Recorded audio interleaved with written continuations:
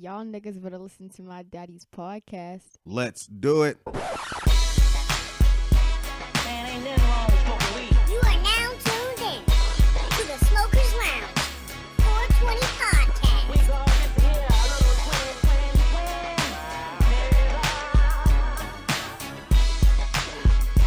Weed is from the earth. Cheer. Welcome to the Smokers Lounge 420 podcast. This is the best podcast in the world. This is episode number 26. This is podcasting from a real nigga perspective. Now make sure you comment, like, subscribe, and share. Follow us on all social media. Now right now I need you to light up something, pour you a drink, and let's vibe. God damn it. You can now get us on your smart speaker. Just say, okay, Alexa or Google, play the Smokers Lounge 420 podcast, and boom, right in your face. I want to shout out the Come Right Up Network. You can catch our show on there every Saturday at 8:30 a.m. And I want to make sure y'all join the new Facebook group. We just started it. You can catch it to see what's going on. We're going to be having some giveaways and shit like that. So make sure you join the Facebook group. Just go to Facebook, type in the Smokers Lounge 420, and all this shit should pop up. But right now is about the time where I get into something a little motivational, inspirational. And today's inspirational words of the day is, if I can see it, I can do it. If I can dream it, I believe it, goddammit. And that's about me. I just made that up right now. And what I take that to mean is, if I can see it, I can do it. I can put my mind to it. I mean, and if I dream it, I believe it. So it's definitely going to come true. So what I'm really trying to say is, before it comes to fruition, you have to see it happening first. You have to know it's going to happen. You got to have faith in yourself that it's going to happen, and then you got to go out there and execute. So once again, that was the inspirational words of the day. God damn it! So right now is definitely about the time when I bring in one of the best co-hosts that I've ever had the pleasure of working with. You know, he was taking care of some business for the last couple of weeks, so he wasn't here, but he's back now. People been asking where the hell Pred's been at. So without further ado, we are gonna bring in President Miller. Yes, sir. Man, feels good to be back. Been gone the last couple weeks, but you know, we back up in here again. Just at episode 26. Episode 26. I'm fine, man. That's half a year. Half a fucking year. Half a year. No, you ain't been here. We only got 4 episodes left. That's what I heard. I was definitely tuning in while I wasn't here. Okay, so. Yeah, we got 4 episodes left until the season finale. Mm-hmm. And we got guests. We got guests for the rest of the weeks. You know what I mean? But everything been good with you? Man, everything was cool, man. Just, maintaining, keeping it moving. Everything good with you? Yeah, man. You know, I can't complain. And if I did, nobody would fucking listen. So. But I forgot to announce, this is a Father's Day episode. So happy Father's Day to all my fathers out there, goddammit. I'm gonna light one up for all the fathers. You know what I mean? And everything like that. But today, goddamn, we have a special guest. He's a great dad. That's one of the reasons he's here, goddamn. He's a great husband. He's a video gamer extraordinaire, goddammit. Alright? He's one of the few motherfuckers in this world that have one of the coolest last names I've ever heard of, and that's Styles, goddamn. Alright. So without further ado, we're gonna give it up for none other than Joe Styles, goddammit. What's going on? Good to be here. What do you call your fans? You call them the loungers? Yeah, what's going on, loungers? Yeah. How y'all doing? You know what I I'm mean? a lounger myself, so. Okay. So, what's good with you though, bro? Man, I'm just trying to maintain. I'm trying. Honestly, I hope I can live up to that intro you just gave me. Okay. A little bit intro, like. Yeah, for sure. Before we even get into anything, I want to say that this is my other brother and shit. I gotta light one up for my brother. I gotta light one up for having both my brothers on the show at the same time. God damn it. Facts. Yes, sir. But one of the things memories that come up when I think of my other brother is, I mean, we got many, we got thousands, millions, but when he whipped my ass in Madden in front of one of my dad's friends. I'll never forget that shit. I was talking big shit for the game. You know how I do, bro. I was talking big shit. I'm like, yo, I'm about to 21 this nigga right now and shit. Yo, I was talking big shit. This nigga 21 me, yo. In front of a crowd and shit, yo. So I gotta like what up for you. Listen, I was just trying to do what I could to get by. And Okay. I was like, look, I just gotta do what I gotta do. This ain't no hard feelings, like, in this Madden streets, like. Right. That was the first time I ever heard that story too, which is crazy. You know what I mean? And I got a better story for you though. Like, so I think this is when Madden, I think it was 96 came out. And that was the one that had the Panthers Get that put in the code. and the Jaguars. Yeah. So we played that joint at our pop's crib, and it's the fourth quarter. I'm driving. He's up like 4. After a screen, I'm about to go in for the touchdown. He said no, and unplugged the safe. Ran out the rim. He said it don't count. You didn't score. That's his favorite move, yo. He did that to me a few times. I would cry. Yeah, yo. I was hurt. I was like, damn, that's the first time I was about to beat him. Like, That's what I'm saying. I witnessed some of those, man. He had me literally crying to my mom. And shit, like, yo, this nigga cheated. He ain't gonna let me get my first victory, man. no, I wasn't about to lose. As long as I know his 0, I didn't lose, goddammit. Oh, damn, this nigga put me out there. That's funny as hell, yo. But, so this is the Father's Day edition, people out there. Happy Father's Day to all the good fathers. Just because you have kids don't mean you're a father or a good one. So I want to give you to all the deadbeats out there, because how can you be a deadbeat to a little you? right. Like, when I see my kids, I see a little fucking thing. There's no way I could turn my back on my kids. I mean, these little niggas piss me off sometimes, you know what I mean? But, you know what I mean? Like, I ain't never gonna leave the little niggas and shit, you know what I mean? So, yeah, let's get into it, Joe. How many kids do you have? I got 3 right now. Hold on, goddammit. Hold on. Before we even continue, what you mean right now? Well, it's always an ongoing conversation as to whether or not we going to have an addition to the family. I like kids, she like kids. It's just a matter of, do we have the space? You know what I mean? Because you don't want to be in an overcrowded household. You know what I'm saying? You got 7 kids and you only got 3 bedrooms. You know what I mean? Right. That don't work. You know what I'm saying? Even though some of us grew up like that, that don't work. You try to do it better than the last generation. So the move is, if we want to have another one, we got to get a bigger house. Okay. So we just got to work out the finances before we can make that next move. Try to be responsible with it. You know what I mean? Okay, now, this wasn't even on the list, but since you went there with it, are you telling me that you're one of the only niggas in America that's planning to have kids? I'm actually proud to say that all my kids was playing. Hold on.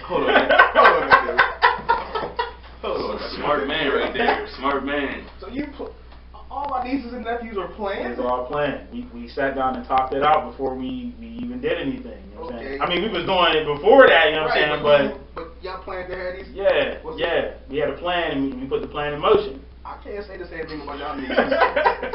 I love you. I'm just saying, like, yeah, damn, I mean, that's big to me, because I don't know too many niggas who plan to have kids. No, not at all. And that's the way you should do it too. Hell right. Plan it, make sure, like you Like said, another one up. finances is straight and everything before you bring another life into the world. You know what I mean? Right. Yeah. You don't want to bring in another life into I think that an opportune situation. You know what I'm saying? So I think this is kind of going to be like a theme of what we're going to talk about, basically. But you know, I feel like, you know, when you watch your parents and then you grow up and you become a parent, you learn how to do things and you learn what not to do also. Right. So watching how I grew up, you know, with my mother struggling with my stepfather and, you know, our pops or whatever the case was, like there was a lot of stuff that I retained. It was like, okay, this is how I should do things, this is how I shouldn't do things. Right. Because if I do it this way, then it's going to put me in a gym that I don't want to be in, you know what I'm saying? Right. And ain't nothing like being in that 18-year gym. Right. 22 years they go to college, you know what I mean? You got to plan for all that. Well, let me ask you this. With that being said, what's one of the biggest things that your parents did that you don't want to do with your kids?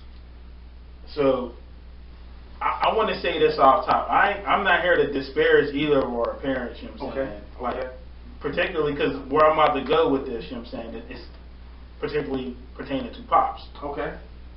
But the one thing I always said was I was never going to break promises. If I told my kids I was going to do something, I always make sure I do it. I would Right. break my back to make sure it's done because I don't want them to go through that hurt and disappointment that we used to go through Right. when we was kids. Like Pops would be like, yo, I'm going to come pick you up. We're going to go do this. We're going to do that. Da, da, da. And then you sitting there by the door with the bag, like waiting. Like, yo, Pop said he's coming. Right. It's 10 o'clock at night. But Pop said he's coming. It's like, Yeah. I don't want that. You know what I'm saying? So anything I tell them I'm going to do, I make sure I do it. Like, you know what I'm saying? That's my biggest thing.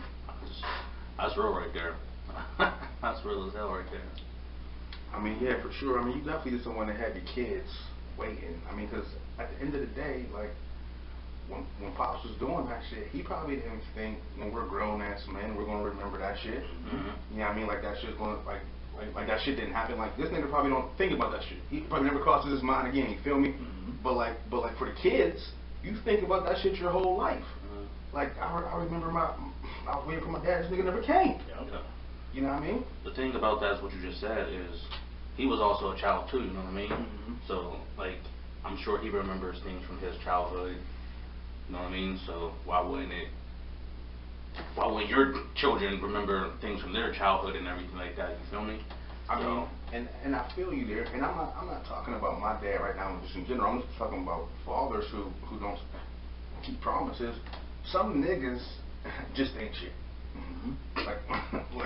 Like no matter what you do, what you try to teach them, what kind of upbringing they had, they just ain't shit. So I mean, it might be that. You feel me? Okay. So Brad, we can go like every other question. So you got your shit pulled up too? Yeah. Okay. So how old were you when you had your first kid? I was 22. Okay. 22. Okay. So that was playing then. Yeah. Okay. Yeah. 22. I met my wife Okay. when I was 20. Okay. We were together like about 2 years.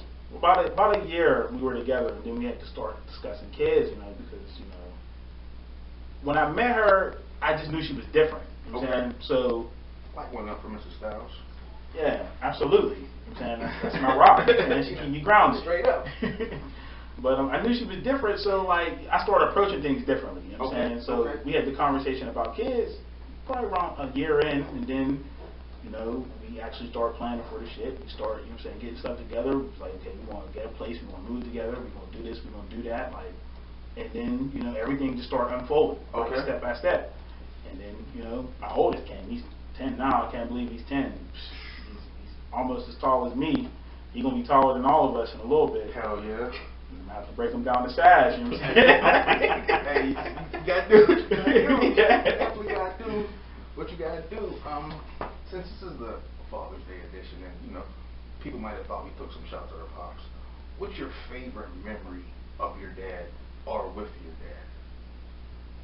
If I'm being totally honest, like, so it's not really like one of the like movie type shit, like, oh, our dad came and took us to the amusement park and it was so fun. It was more or less like he would come get you, and then we would literally just go like to Blockbuster, and he would rent us like a couple movies and like a video game, and then we'd spend the whole weekend just chilling with each other, like just me, you, TT, and Lonnie, like, and we would just all be together chilling. And it was always sad when you had to go back home, like, just like, damn, like, we really don't get a lot of time being together. Right, for sure. But in those moments, like, we was just a unit. We was all together. He would order some pizza. We would just sit around and be like, it's kind of like, yo, this is how a normal family should be. Right. But it's only for, like, a slither of time, you know what I mean? Like, that, honestly, those were my favorite memories. Like, I remember, because we had the bunk bed set up in our room, right? So, I don't know if you remember this, right? Me, you, and TT was still woke this one night. Like, we was just cutting up. Like, Lonnie was talking in her sleep. Like, it was hilarious. And then, like, this dude was outside next door cleaning his barbecue. and like, somebody had this battery, like, he was like, "Pass me the battery." You threw the battery outside. Dude was like, "Hey!" I still to this day, I don't know if he knew it was us. Like, we was in the room dying.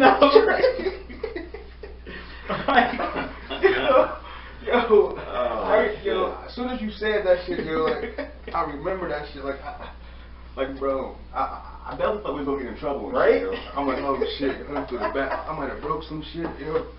Oh shit, man, bro. I don't know if you remember this. The thing that I remember about the crib, Dad's house when I used to come over is I used to have you running this route called the Oogie Boogie and shit. You had him running out routes too. This is his favorite route, bro. Yo, run the Oogie Boogie. Straight up, yo. That's okay. Oh shit, yo. What was the best advice your dad ever gave you? Actually, I think I just said it on the beginning of the podcast. He said, maintain your status. So Okay. his biggest thing in life was whatever status you at, make sure you maintaining it. Okay. And I took that to mean like basically like whatever you're doing, make sure that you're not taking steps backwards. Okay. You always at least at the same level that you achieved or better. And I took that and I kind of ran with it because I don't want to just maintain my status. I want to elevate my status. I want to keep moving up. Because life is for the young, you know what I'm saying? Like, you see all these, like, older people with all this money and these cars and they going on vacations and shit, but really, they get that shit when they're young. That's what I'm trying to do. I'm trying to grind and get better every day so that when I get to their age, I'm doing the same shit. I'm trying to be chilling on the beach. Like, I don't want to be, like, you know what I'm saying, working when I'm 75. Like, I see a lot of those people, but I ain't trying to be that.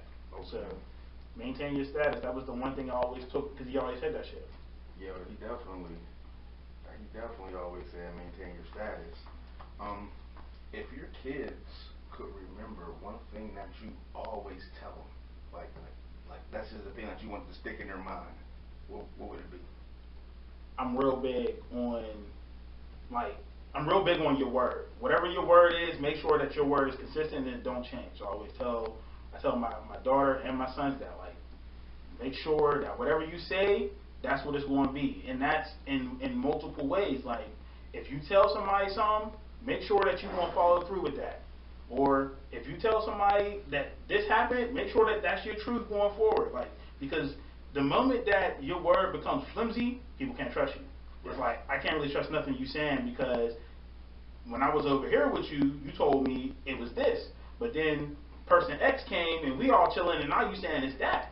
I can't really rock with you because you flimsy. You fugazi, as they say. Like, right, for sure. I mean, that's big right there.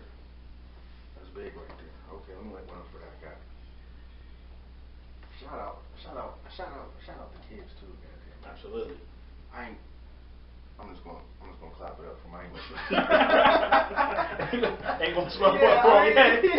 I ain't gonna smoke one for him, but you know what I mean? We give him a hand and shit. What's one of the biggest rules you have for your kids?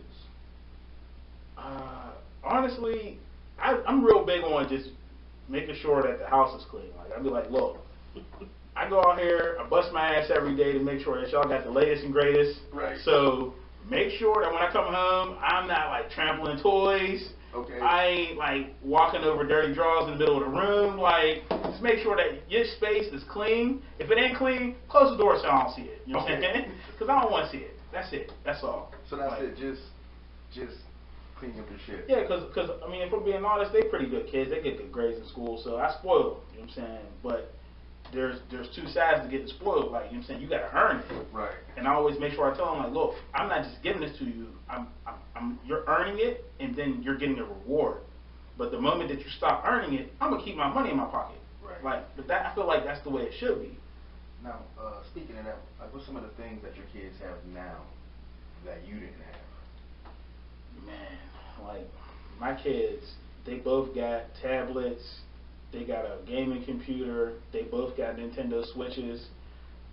My son got a PS4. My daughter got the Wii U. Like, God damn. they got like any system.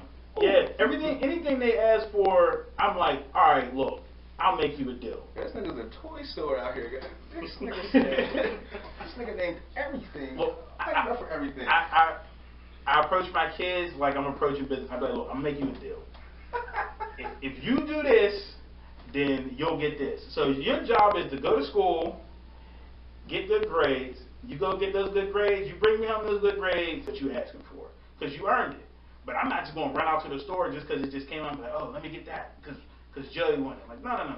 If you earn it, though, right. I'm going to keep my word and I'm going to get it. It might break me, you know what I'm saying?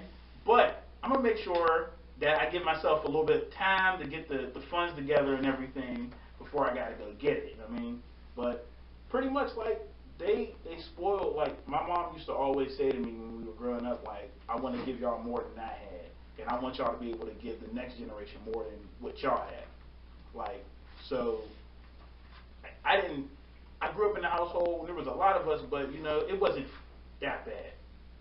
Like honestly, you don't really even know you broke until Exactly. until you get to school. People start ripping on you or something. Like you get a little older, and you like, oh, damn, we really ain't have shit. Like, cause you know we happy, but Because you don't know, because everybody around you is broke. You don't know Exactly. you're broke until you get around motherfuckers with money. exactly. So you get around motherfuckers, and they got like the latest Jordans, and I'm showing my age here, but you know they got the FUBU jerseys on. Like I don't know if y'all remember FUBU jerseys, like the FUBU jerseys. Like I'm like, no, I ain't got none of that. Man. Listen, I'm sharing clothes with my stepbrother and shit. You know, Brucey, you know what I'm saying? Rest in peace. That's Like went up for Brucey and shit. my guy. Indeed, man. But yeah, we was sharing clothes, sharing shoes, like shared a room. We shared everything pretty much. So, but we was happy, like you know what I'm saying? Because That's how we was just chilling. Now, I know you and your kids are making memories every day, but so far, what's the best memory that you have with your kids? Man, I'll probably say there's two. Like Okay. so, this past weekend we had the party at Dave and Buster's for Like went up for that. Yes. yeah. This nigga spent like $100,000.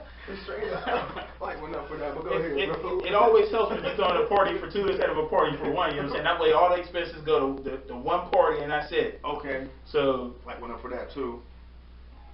but that party was a great memory because like it was like the first time that I got to have like all the Styles kids in one place at one time. Okay. Because you know, like your kids was there, my kids was there, TT's kids was there. We got some dope pictures, like so. That was a great memory, and then all the kids had fun. And then, and you've done this. Like I took the kids to Disney in 2017. Disney's the bill right there. My God. I mean, I feel like a little fucking kid. They the happiest people on earth for sure, but they get you coming in and going. You know what I'm saying? Yeah. But that was dope. Like just to be able to do that, like, cause I was never able to go as a kid. Like went up. So that's one of those things too. Like your kids, they're experiencing things that you didn't get to experience, and you're trying to teach them. Like, look, when I was your age, I wasn't getting on airplanes. I wasn't, you know what I'm saying, flying down to Orlando, staying in hotels, going to Disney. Like we went to Kennywood, and that was some summers. You know what I'm saying? It wasn't every summer. So, but you know, kids don't really have an appreciation for that stuff until they get older. So. Right, for sure. True indeed. The next question here, bro. What was the biggest obstacle when raising your kids? Oh man. If I'm being real with you, like the kid part is easy. Like you know what I'm saying, it's the money part, the finances. Like just making sure that you got everything that your household needs, because you got to make like some life changes whenever you start having kids. Like I was like the dude that was out waiting in line buying the J's every week, you know what I'm saying, before I had a kid. And then when I had a kid, I was like, damn, I got to really change my way of thinking, because if I'm getting the J's and they cost me $200, and my lady's getting the J's and they cost her $140, and my little man is getting the J's and they cost him $60, that's $400 I'm spending on shoes in a weekend. Nigga, that's rent. Like, I got to change the way I'm thinking. So that was like the biggest thing, like making sure that I changed my mindset. So it's like, I got to put my kid first. From a financial standpoint, making sure they got everything they need. Okay. I'm secondary, because I made the decision to bring that child into this world. They didn't make the decision to come into this world when they're young. Right. So I had to do everything in my power to make sure that they had the best life. And from there, I had to just get on my grind. Like, And right there, what you just said, like that mindset you have, like putting your kid first and outcome secondary, I find is very rare. Right. For sure. You know what I mean? Especially amongst a lot of fathers and shit like that. People don't make that switch, or can't make that switch to put their kids second. People are still out there buying the J's and everything, and then whatever they have left, you know what I mean, this is for the kid and everything. And I ain't gonna lie, it ain't just the fathers, it's the mothers too sometimes. Like you'll be in the mall, you see a bad chick, she got on like Gucci this, You know what I'm saying? Fendi. And then you look at the kid, and he got on the Jesus sandals, and it's like, yo, like, it's like, yo, what's going on? Like, my man got on, like, the Garanimal outfit with the Jesus sandals, and you out here Louis'd out, like. True indeed.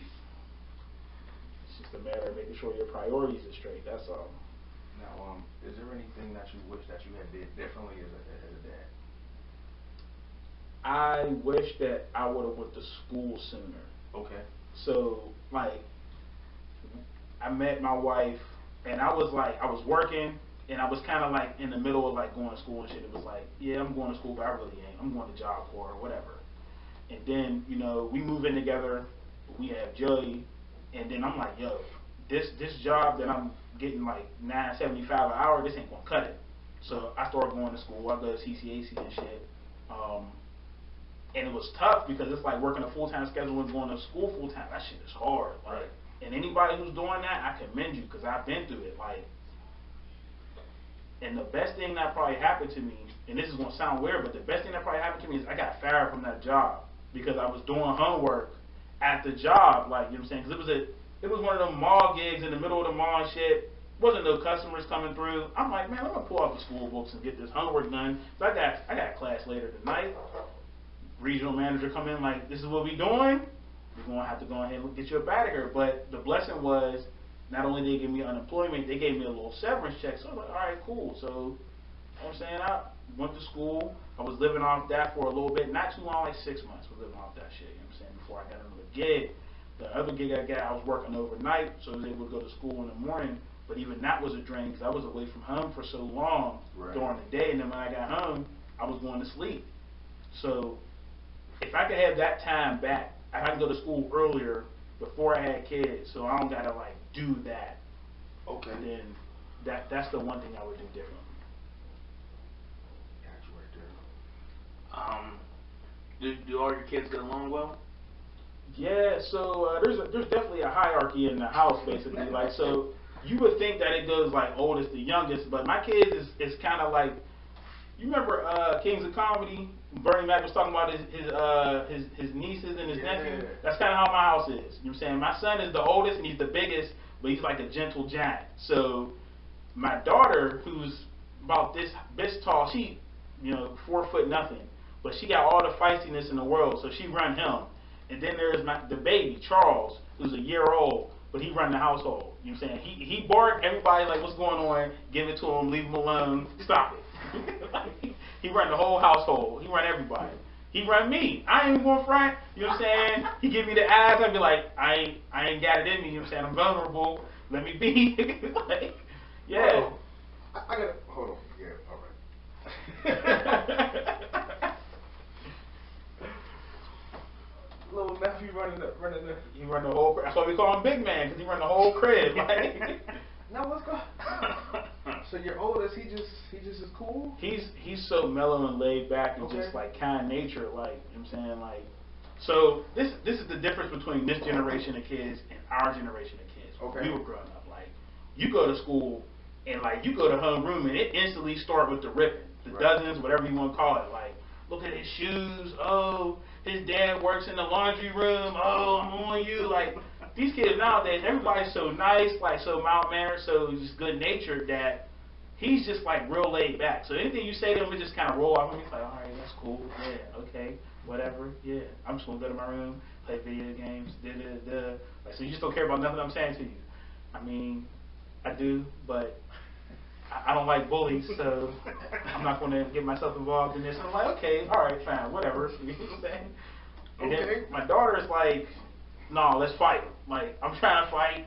I'll fight you. I'll fight him. I'll fight whoever. I'll fight you on the street. Yeah, she's the one she's about the action. And then big man, Charles, he's a mess. He gonna run the whole household.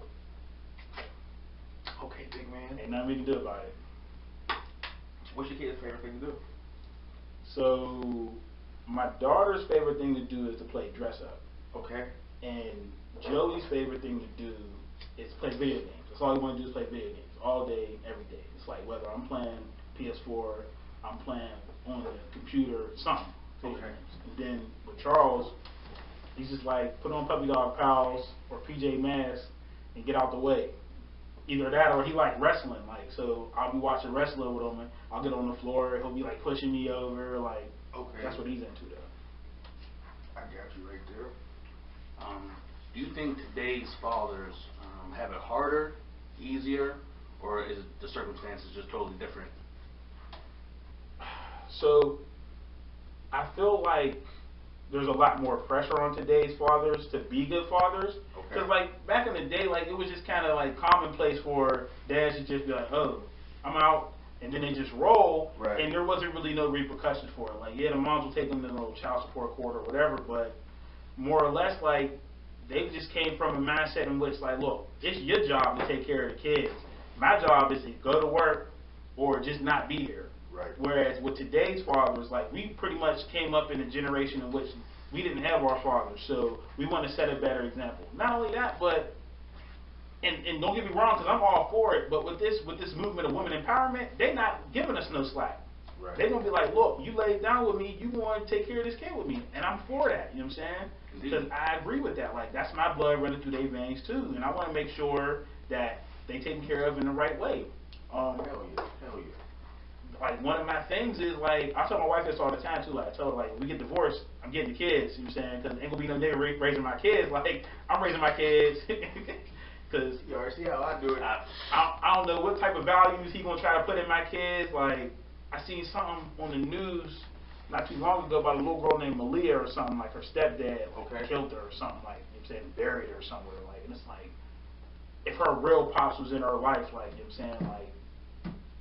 I mean, I don't know if he could have prevented it, but I'm saying he could have like vetted dude, scoped him out, like no, this dude don't be around this dude, like he's a clown dude or whatever the case is. Like I don't know, I'm just real overprotective of my kids. I don't, and I'm not gonna say that all dudes in this generation is like that because I know we all know some dudes that's like yo, you really need to go check on your kids, like. But for the most part, I do feel like this generation we're better fathers than the previous generation, just based on what we saw. You know what I'm saying, growing up. It's like, I don't want my kids to experience what I experienced. Oh, shit. Yeah, hell yeah. So, with that being said, has your idea of being a man changed, like, over the span of your life? Absolutely. There's a term for it, too. It's like, we was growing up, there was something called, like, toxic masculinity. Like, you know what I'm saying, where it was like, men don't cry, men don't get hurt, men fix shit, men just get it done, you know what I'm saying? Like, we don't show feelings or emotions, like, but as I get older and I become a father, it's like, I don't want to be that dad that tells my son, don't cry, put some dirt on it. Like, that's not a real thing, like, like, yo, Pops, I'm hurt right now, like, I need to talk to you, like, men don't talk, we don't have conversations, you know what I'm saying? What up? Like, so I feel like as I got older, like the concept of being a man, it changes. You know what I'm saying, it evolves. Like, you know what I'm saying, like when I was growing up, men didn't cook. Right. Like Pops cooked, he had like 5 dishes. You know what I'm saying? White potato pie, which that sounds ass. Right. That sounds like something y'all had often too. Was mad as fuck about it. Yeah.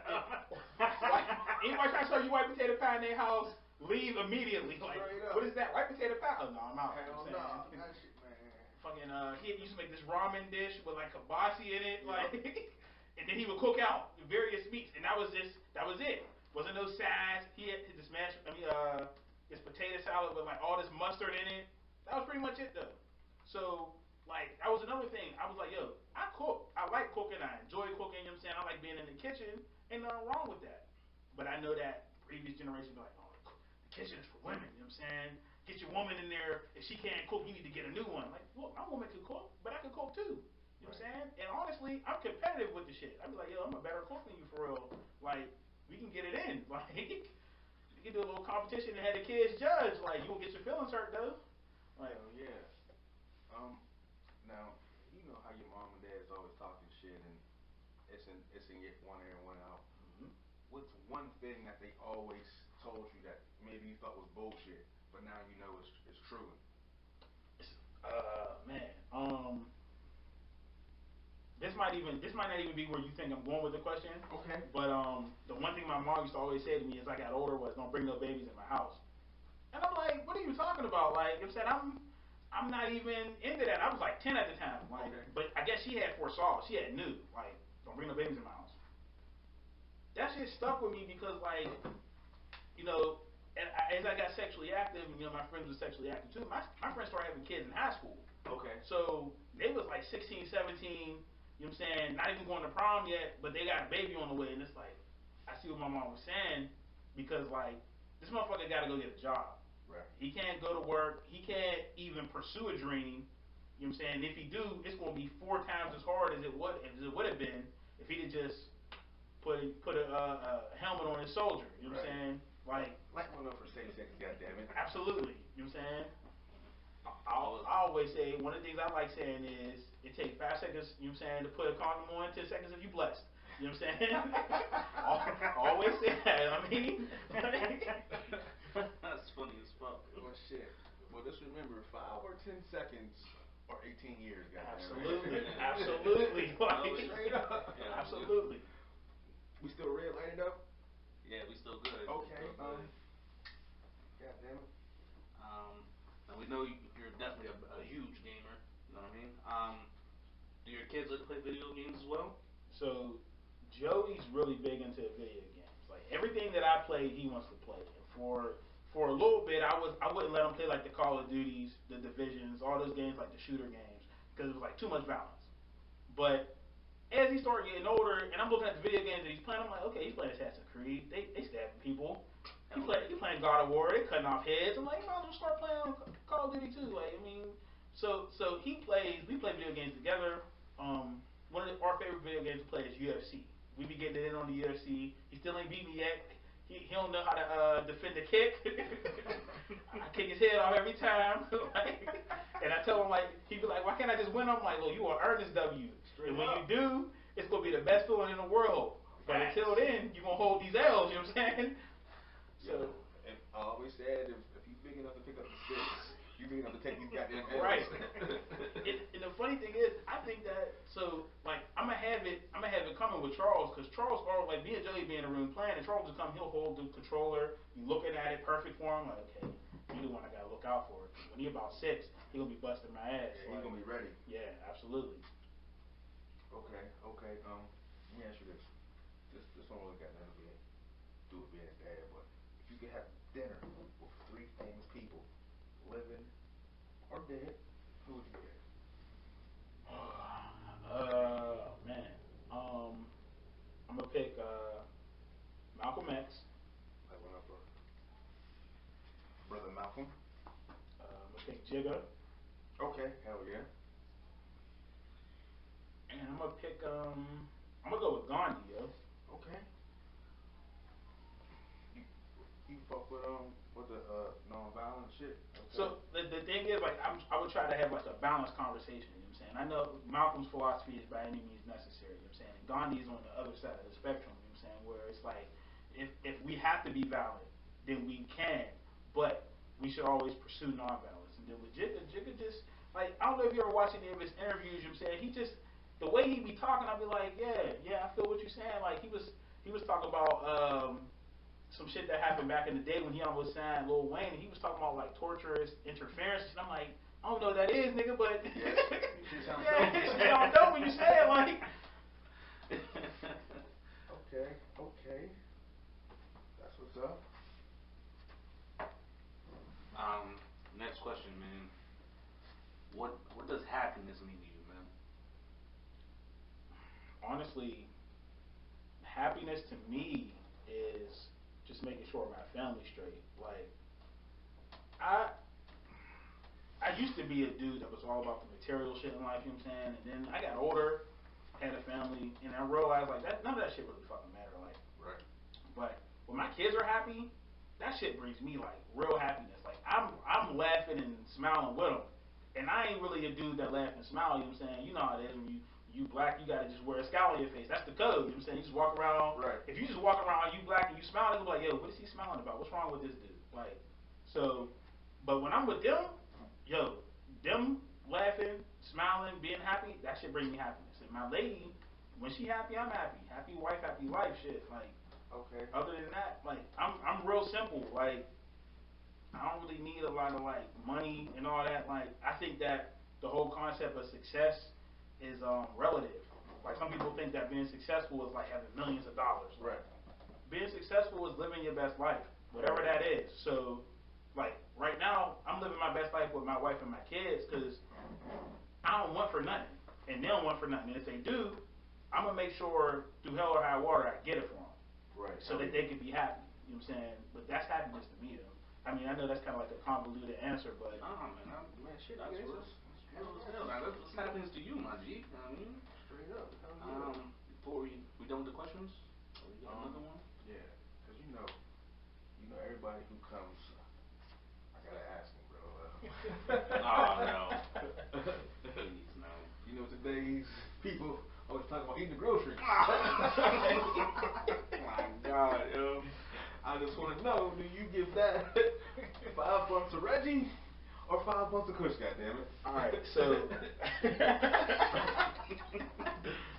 Hold on, bro. Like, you didn't think you was going to come No, up? I knew it was coming. He's still funny as hell, though. I knew it was coming, like. Oh, my God. So I would say. Straight up. No, relentless. I would say I give it 3.5 blunts a Kush. And this is the reason why. Okay. I don't necessarily partake in it, but if your woman's into it, then go ahead and do that shit. And the reason why is because there's an old saying from back in the old school. Okay. If you don't do it, somebody else will. That goes for men and women. You know what I'm saying? And I don't. So another thing is I don't necessarily live by your philosophy of never say no in the bedroom. Cause some stuff you gotta say no to. You know what I'm saying? Some stuff you gotta say no to. God damn it! Like if my woman asks me, yo, I want you to go ahead and take care of these groceries, say no more. You know what I'm saying? I'm gonna do it. I might not want to. I might do it under protest, but I make sure my woman's happy. Right. But if she's like, I want to take care of your groceries, no. My groceries is already in the fridge. You don't got to worry about my groceries. You know what I'm saying? Like, listen, all I'm saying. No, dude. All I'm trying to say is if we're going to take it there, we're going to take it there. That's all I'm saying. Groceries is groceries for everybody. I'm just saying, like, and then I was talking to one of my friends. She's a female, right? I was talking to her, and she was like, yeah, like, what I like doing with my man is I like you know what I'm saying, to peg him. I'm like, what the fuck is pegging? What is that? Oh yeah, that's yeah. And she was like, yeah, so it's when basically, you know what I'm saying, I stick something in his ass. I'm like, whoa, Yeah. whoa, whoa. Like, yeah, he's cool with that. He just does whatever I want him to do. I'm like, listen, I'm happy for you. That right. I don't know how that brings you joy, but it ain't gonna be me. You know what I'm saying? I'm gonna be the only person doing the sticking. You know what I mean? Yeah. Okay. So yeah, I do agree. You gotta draw the line. Yeah. Yeah. But when you draw the line, it's way over there though. Like there's only a few extreme things. Yeah. You feel me? Goddamn it. Oh, shit. Craig's over here like, no, I ain't get down with none of this shit. Remember the video we had at Mysterious where you and him sat me down for not going down? Yeah, hell right. One of the homies seen it, yo, and was pounding the hell out of me, yo. Hell Shit yeah. was crazy. I have one thing actually a couple things. Do y'all Okay. remember? It was a while ago. We was at y'all pop's crib for like a cookout or something. We was all there, and I think there was like pork butt on the table or some shit. And we was all in the kitchen, and in the middle of prayer, we started fucking dying. Yeah, he was so mad, yo. I can't remember why we were dying, but we just started busting out laughing right in the middle of the prayer and shit. He was so mad. He was mad as hell because all it took was saying pork butt. Yeah, yo, like pork butt. I'm like, want to eat some butt, like straight up. Yeah, we were all done. yo, going to Pops' crib, yo, you always had some type of like. It was like exotic, but it was like nigga exotic. Like right. He had like that was the first time I had oxtails. Oxtails is fire. I fuck with oxtails. But before that, I'm like, yo, what is this? Like, we gonna have oxtails and okra. I'm like, I was mad as hell. I'm like, take me home, bro. Motherfucking chicken nuggets or something. Like, he's like, we gonna have chicken feet. I'm like, chicken feet? Like, oh, I'm glad I never got black with that one. He was like, I need you to pull the talons out, you know what I'm saying? Because if you don't, you're going to scrape up your mouth. I'm like, Oh, no. can I go home, man? Like, Hell, that's slave food, yo. chicken feet, yo. So, yo. I tell people that shit all the time. They be like, man, you didn't eat that. I'm like, Nigga, you real life ate chicken feet? chicken feet, yo. And you gotta put like some salt and pepper on it because it's bland. You gotta boil it, and it's just a little bit of meat on there. So you got like 10 or 11 of them bitches, and you gotta put some type of seasoning on it because it's bland as shit. Like chicken feet, dog. I'm trying to envision it. I can't do it. Like, I want to talk shit on chicken feet, but I eat chicken wings, so it's like... It ain't the same, bro. It ain't the same, bro. I'm telling you, like It's dark meat? you know, it's white meat, but it's like, all right. So imagine like the cartoon chicken, like Foghorn Leghorn, like his feet, his yellow feet. That's what you eating, basically. And it's the claws and shit? Yep. Oh, And you gotta pull out the talons because the shit'll scrape the fuck out of your mouth, yo. yeah, I don't know. Oh, shit. Chicken feet, dog.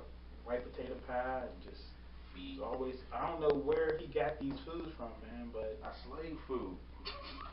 like that's one of those things that I know not to serve my kids. Like, Oh, hell yeah. Like, I don't even tell my kids about that, you know, because they won't even believe it, probably. I told my kids about white potato pie. I was like, I'm gonna make white potato pie for Thanksgiving. It was like, that's not our thing, Dad. I'm like, it's a thing. it's a thing. Like, There you go. Go And, ahead. before we get up out of the interview, I just want to salute both of y'all and being great fathers, man. You know what I mean? Doing right by y'all children and everything like that. Cause like you said, we all know what it's like to not have our fathers and everything like that. You know what I mean? Sure. My father never there. You know what I mean? Big bro was like my dad. You know what I mean? Everything this nigga did, I wanted to do. He Absolutely. played football. I wanted to play Hey, football. I'm- He got braids. I wanted braids. I'm right there with you, right? You know what I'm saying? Like, so I would come up here for like weekends and shit. Like, I remember I came up here for a weekend. This is when I had like a Jerry Rice jersey with no name on the back and shit. Like, I don't even remember that shit. But I came up here and like he was the man. He just ran Greensburg. He was BFC for life. I'm like, I'm at the crib like BFC for life. Like, Dad's like, what you talking about? Like BFC, man. BFC for life. What do you mean what I'm talking about? You don't know what I mean? Like, my man, like, and I'm trying to remember their names, like, but like we went to Ben and Jerry's house, we playing hoops. And then the dude George was there. Hell right. And so, I think the white dude's name was Duke. Hell yeah. And you remember the whole thing. I was like, that was my dudes too. Like, I was like, yeah, I'm in here. Like, That's crazy as hell. those was my dudes for sure. And that was my jam, BFC for life. So I was playing out in the room. Dad came in the room like, what is this? I'm like, BFC for life. You don't get down with this? What you mean? Like, Yeah, that was the first jam. BFC for life. yeah, yo, that was my jam, yo. I remember that shit, man. I'll never forget. Listen to that shit every day. I don't want to go too long, but I'll never forget. You went to college, and you came back home for a weekend. And you had it was an actual cassette tape. It was like a mixtape, like one of your first mixtapes. And on there, you was freestyling to the Dr. Dre "Fuck You" song. I just want to FUCKYOU. Just want to fuck you, bitch, and your crew, cause I'm a nasty motherfucker. Let me hit the skin. I was like, this is my shit. I was like 13. I'm like, this is all that life's about right there. Like, I didn't even hear that. Like, this is all that life is about. You saying? Dad came over like, turn that off. I'm like, this is Marty. What you mean? This is your son. You saying? Please. That was my jam, yo. Like, I be singing that shit to this day. Like, it's my shit. Bro, I can't remember. That's crazy. No, I didn't even heard that. Yo, bro, that was the... I forgot about that shit. Oh, shit. That was my shit. I wish I still had that tape, yo. I played that shit all the time, yo. Like I said, Big Bro was my father figure, man. He always looked out for me, always kept me around. I mean, I was up at campus 9, 10 years old, just kicking it with him. I mean, up in containing and shit. Like, everything that nigga ever did, I pretty much wanted to do, so. Yep. I'm always like, I'm just a younger version of Styles, pretty much, man. Like, I think you remember. You remember I had the revolvers? Yeah. I'm like 15. I'm like, I don't know what I got, but I'm ready, goddammit. I'm ready. But shit, yeah, all right. So that was the end of it for Joe Styles, goddammit. yes, sir.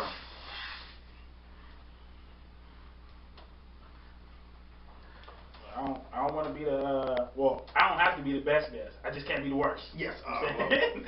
You Well, shit, nah, you already good. You already good. Yo, we still rolling. That's what's up. Prez did his thing. Red light still pumping.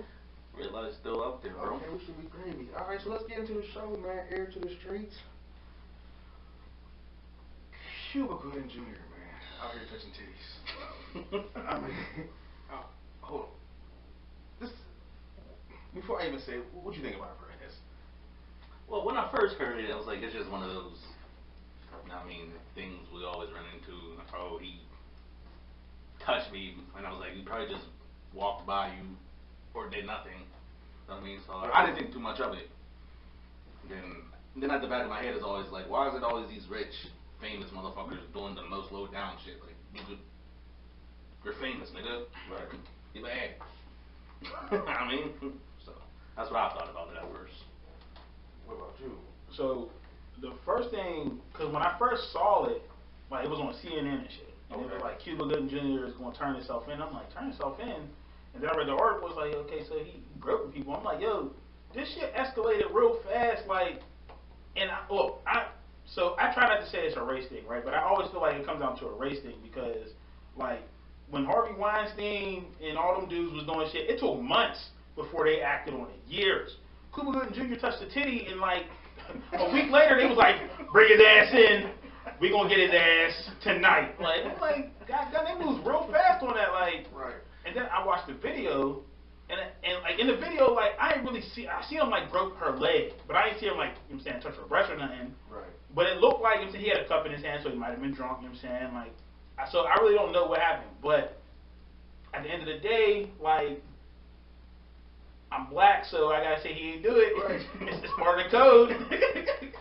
Facts. I mean, dude was coming to America getting his hair cut, so I rock with him. Like, he's an OG, right? Straight up. He was like, show me the money. I'm like, yeah, show me the money. Like, so I rock with him, right? I'm with y'all. And whatever happened, like, cause I can't really see, you know what I mean? But it ain't like he touched a titty and she got up and smacked him. And, like, whatever happened, she was just sitting there chilling. Like, I don't know what happened. Maybe she wanted some dick. Niggas ever think maybe she wanted some dick? And he said no, so now it's this motherfucker touched my titty. You know what I mean? It's all bad. I mean, like you say, you don't want to bring it to a race thing, Right. but I mean, it often comes down to that, and he's rich, so who knows what really happened? Because now this could possibly just be a money grab, because you know he got bread. And so the other thing was, they were saying on CNN that was his girl. Like, so he was sitting there, and then his girlfriend was sitting next to him, and then the chick that he allegedly groped was sitting next to the girlfriend. And I'm thinking in my head, I know how my wife is. If I grope a titty, all hell's breaking loose. You know what I'm saying? Oh, hell yeah. She's not gonna be for that. But then again, I'm like, okay, so he rich though, but maybe he lived out that lifestyle where he just bring random chicks in the crib and then wifey's cool with it. I don't know, but it's just it set off my black radar. I'm like, nah, it ain't going down the way that they saying it went down. Yeah. Nah, but she's white though, isn't she? I think she's white, but even still, like, yo, white females is just as crazy as black females. Honestly, they kind of crazier. Shout out to the white females out there. I ain't trying to disparage y'all. I mean, but y'all be doing stuff like putting oranges in pantyhose and beating yourselves and then be like, domestic violence. It's Yeah, like, true. That's real stuff right there. This is the Smokers Lounge 420 podcast. I am Mr. Styles. Prez Miller. oh, I'm Joe Styles. I done forgot I was supposed to bring myself in. I'm like, yeah, you know what I'm saying? It's me, Joe Styles. You know what's crazy about this episode is, I mean, we all here, but we all have like the same mindset and shit. That's right. We all the same motherfuckers. So Pretty much. So that's shit, mad funny, man. fucking shout out to the You Can't Smoke With Us shirt right here. K-Dub got this shit, you know what I mean, for a nigga. So if you want to go to the site, the Smokers Lounge 420.com. Go to the About page and click the picture. Take you right to the link, goddammit. But Chris Brown, shaded Victor Cruz. Everybody heard about that shit, goddammit? Yeah. Is it because he's with what's his name, Karushi? Yeah, it is indeed. I just don't know why he can't let that go. Like, it's been a minute since they was together. Like, so every dude that she messed with, cause I ain't trying to say she so before anybody get on they issues, I ain't saying she a hoe. I'm just saying she done been through it through a few dudes since she stopped messing with Chris Brown. Why can't he let that go? Right. Like I don't get it. But maybe she got that like you know what I call it the Erykah Badu. Because like Erykah Badu, she hit you off with that thing and then it changed your life. You saw what happened to Andre 3 Stacks. He was, you know what I'm saying, talking about gangster shit on the first album, and then she hit him off, and he's like, yo, I'm bohemian with my thoughts. You know what I'm saying, I just want peace and love, and it's like, who is this dude? Like, I gotta like when I put out Erykah Badu. Erykah Badu, you know what I'm saying? It'll have you changing, like, so I just don't know why he can't let that go. Like, it's time to let that go, move on. And I'm sure he didn't move on and had other girlfriends, but for whatever reason, whoever she messing with, he just be like, I gotta say something. Every time, man. Every time. Soon as she gets with someone new, you gotta fire a few shots. Yeah, What do? Like, I mean, like you said, move on. I mean, you got your kid to someone else as well. Like, bro, like, she ain't coming back. And then you just starting shit for no you just reason. starting shit. You know how they already feel about you. You know what I mean? The people that don't fuck with you. So you're a woman beater and a stalker and all this other shit. So I'm happy you brought that up because like I feel like at this point in his career he was having a resurgence. You know what I'm saying? Because like he had a little dip. The shit with Rihanna happened, and then like he was kind of like he was still making music, but he wasn't really popping. And now like his shit is starting to trend a little more. Like, don't bring negative attention to yourself, dog. Keep doing you. Keep getting, you know what I'm saying, them album sales up, them singles up, you know what I'm saying, Spotify, whatever. Like, keep doing you, because you're doing good things. Leave that shit in the past. It's gone. It's over. Let it Good go. point. Very good point right there, man. I definitely rock with that. Hell yeah. I mean, it is what it is. I ain't gonna speak too much on it. It's some hater shit. You know what I mean? She don't really. Like you, Chris Brown, man. Let's go. I'm sure you got something else, so you can get something else. Man, he can get any woman you want. Yeah, I mean, just go pull up on any chicks. Like my wife got him as a hall pass. Like, so if he pulled up on my wife, she'd be like, for tonight, you got the kids. Like, that's fine, because when I see Serena Williams' ass, I'm all up in it, you know what I'm saying? And whatever she want me to do, groceries included, I'm all up in it. Goddamn. Groceries on Serena, goddamn. I would have to prepare myself. I just couldn't go with that one.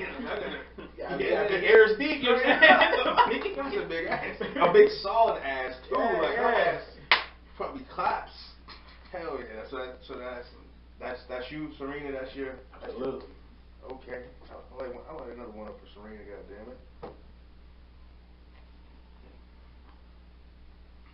June 1st was the first annual Black Men Don't Cheat Day, sponsored by Lil Duval and Charlemagne.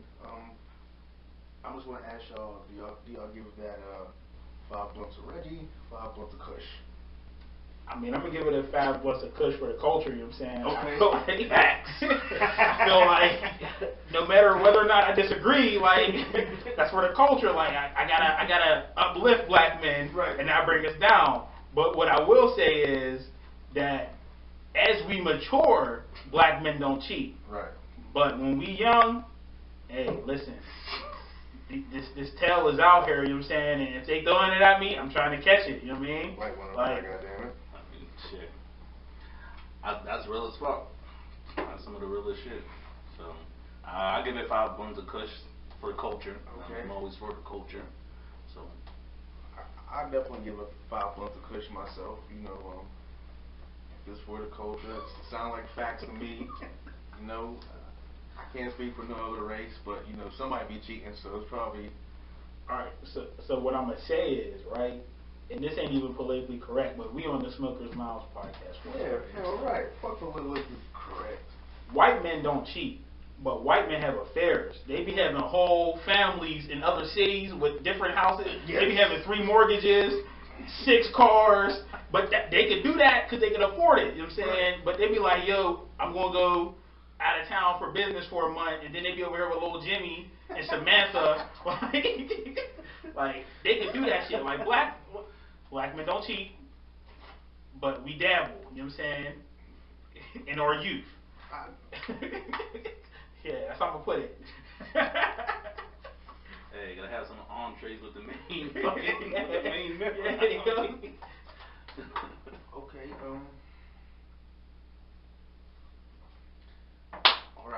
R.I.P. to a legend, man. Bushwick Bill passed away, man. Did y'all fuck with the Ghetto Boys? I don't know if y'all was a little too young for the Ghetto Boys. I mean, I was definitely too young for the Ghetto Boys. You know what I mean? Okay. That was what, early 90s Yeah. and everything. So I was just born and everything. So by the time when I was old enough to realize what was going on and everything, I mean, but I know who they are. I know their songs and everything. I know their importance Right. in the culture and their importance to hip hop and everything. So the crazy thing is when they first said he was dead, he was still alive. Right. I mean, when it first broke out, you see mad RIPs, and then people were like, nah, he's still here, but then eventually passed later that night. So definitely RIP Bushwick Bill, man. So I don't know if you remember this, but you came to Pops' crib and you had these two cassettes. The one was Master P, The Ghetto Trying to Kill Me, and then the other one was like a mixtape. But on that mixtape you had Casanova by Jared LeVert. You had Max playing Tricks on Me, and you had some other gems like That was the mixtape. I ain't gonna lie, that shit was hidden back in the day. Like,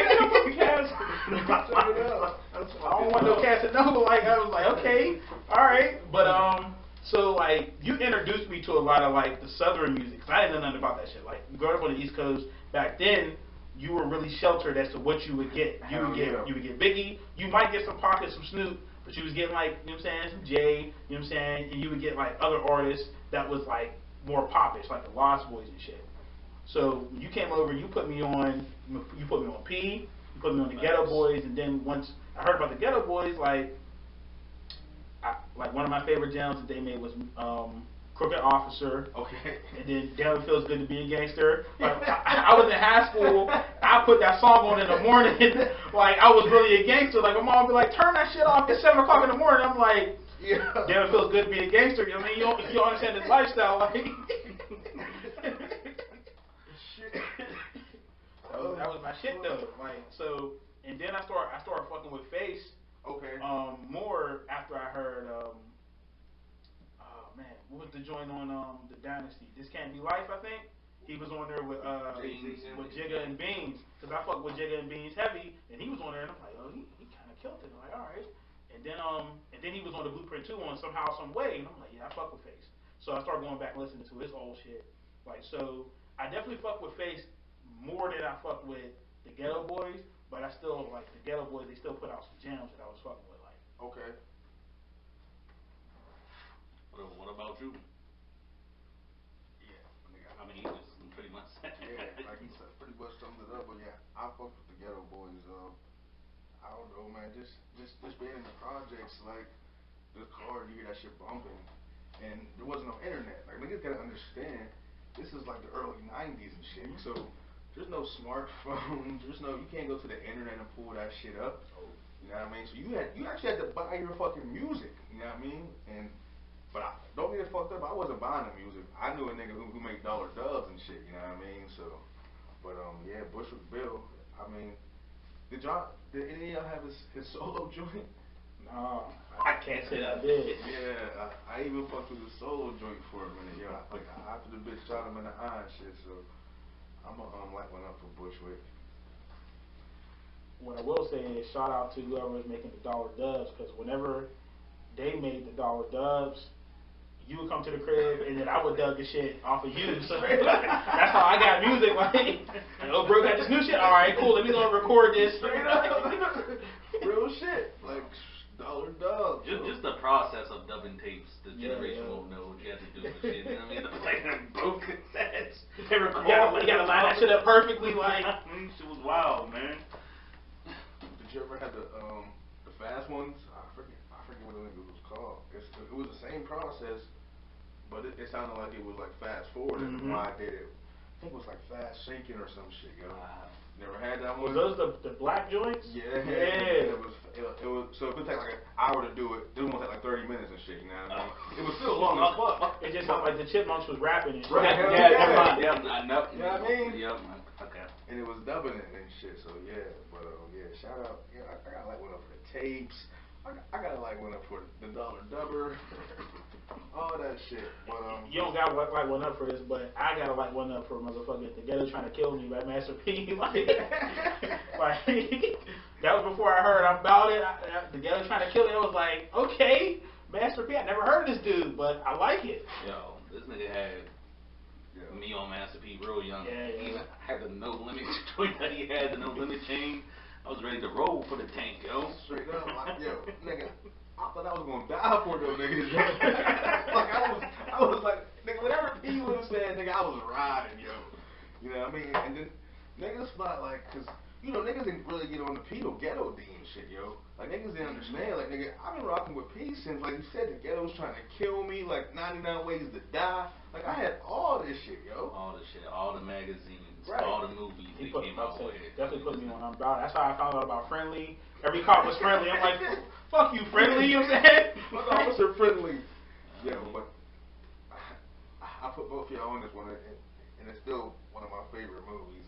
Favorite fucking black cast. Absolutely. Absolutely. Yo, Bro, that's a podcast. That's a podcast in its own yeah, self. yes, it is. That movie is hilarious. That's one of my favorite movies, yo. I had to go back and watch that at an older age because I was so young. Yo, this nigga got it on DVD. I got it on DVD. I went and bought it. So I don't know if you know the store, The Exchange. You know what I'm saying? They got the joint downtown. They had it on DVD. I'm like, yo, whatever it costs, I gotta get it. Gives it to me. He was like, it's $15. I'm like, damn, $15. I need it. You know what I'm saying? I ain't never gonna find it again. I gotta have it. Give it to me. I got that shit in my living room. That's one of my most valued possessions. You know what I'm saying? 'Cause if it turn up missing, it's gonna roll. Like, where's my Fear of the Black Man? Goddamn it. That shit was wild. That's my shit, yo. God damn, man, that's a cold ass movie, man. Let's keep this shit moving. Y'all funny as hell. Some New York senators proposed a bill in an attempt to legalize prostitution in New York. I don't got no problem with this. I mean, I don't. So I got a problem with it for this reason, right? It basically I feel like it's a cash grab. Like they basically like 'cause I read the article and they like Oh, see, we going. Never read the article, yo. I ain't gotta read it. One of these niggas will read it. Right, I just what happened? They basically was like, we gonna regulate sex work, and then we gonna regulate where the sex is had. I feel like they trying to cut out the pimp. You know what I'm saying? Like the pimp ain't. They trying to basically be the pimp. They like, look, we gonna tell you when you can get this money and where you gonna get this money, and then we gonna protect you from harm. That's all a pimp's job. Like that's the pimp job description. Like you're trying to cut off the pimp. Like basically y'all just out here saying, no, y'all not pimping, we pimping as a government. So that's the only problem I got with it. Other than that, I'm straight with it. Like, but it's the oldest profession. Obviously, it's gonna make money. But I just don't like the fact that they trying to be out here pimping. Okay, so you don't want them to be the pimp. So if they just legalize it, just prostitution's legal, pay a fee, and they don't fuck with the pimps, you're cool with it. No, because if you think about it, they still cutting the pimps out. Because so they want to legalize it so that they can tax it. The same way that they want to legalize weed so they can tax it. So now So the government's selling weed. right, and pimping. they cutting the weed man out. The weed man ain't getting no profit because the government's selling it. If they cutting, if they're legalizing prostitution, basically they're like, yo, the IRS is going to take some taxes, which basically means I'm gonna take a cut. Right. That's what the pimp say. I'm gonna take a cut. So the pimp he's no longer going to be needed because the government is now the pimp. Right. So if they I mean, like, look, it's one of those things like a double-edged sword. If they're going to legalize it, then, you know what I'm saying, there will be less people getting arrested for shit, and less, like they said there's some asterisks, like, if you fucking like a school zone or whatever, like, you can still get charged with a misdemeanor or whatever the case is. Okay. But, I don't know, I just feel like it's underhanded, like, they trying to do a cash grab. Like, I just ain't for it, man. Like, I'm for it, but I ain't for it.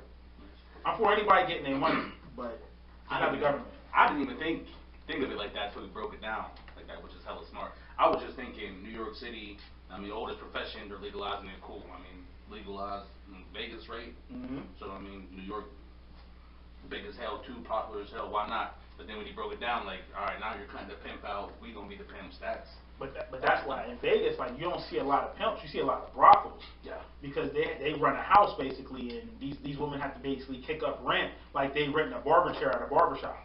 Whereas with a pimp, you know what I'm saying, all his money's under the table, you know what I'm saying? He ain't official, he's just like, look, I'm gonna be in these streets making sure you good, make sure you give me my money out when I want it. Right. Don't come back with less, and we straight.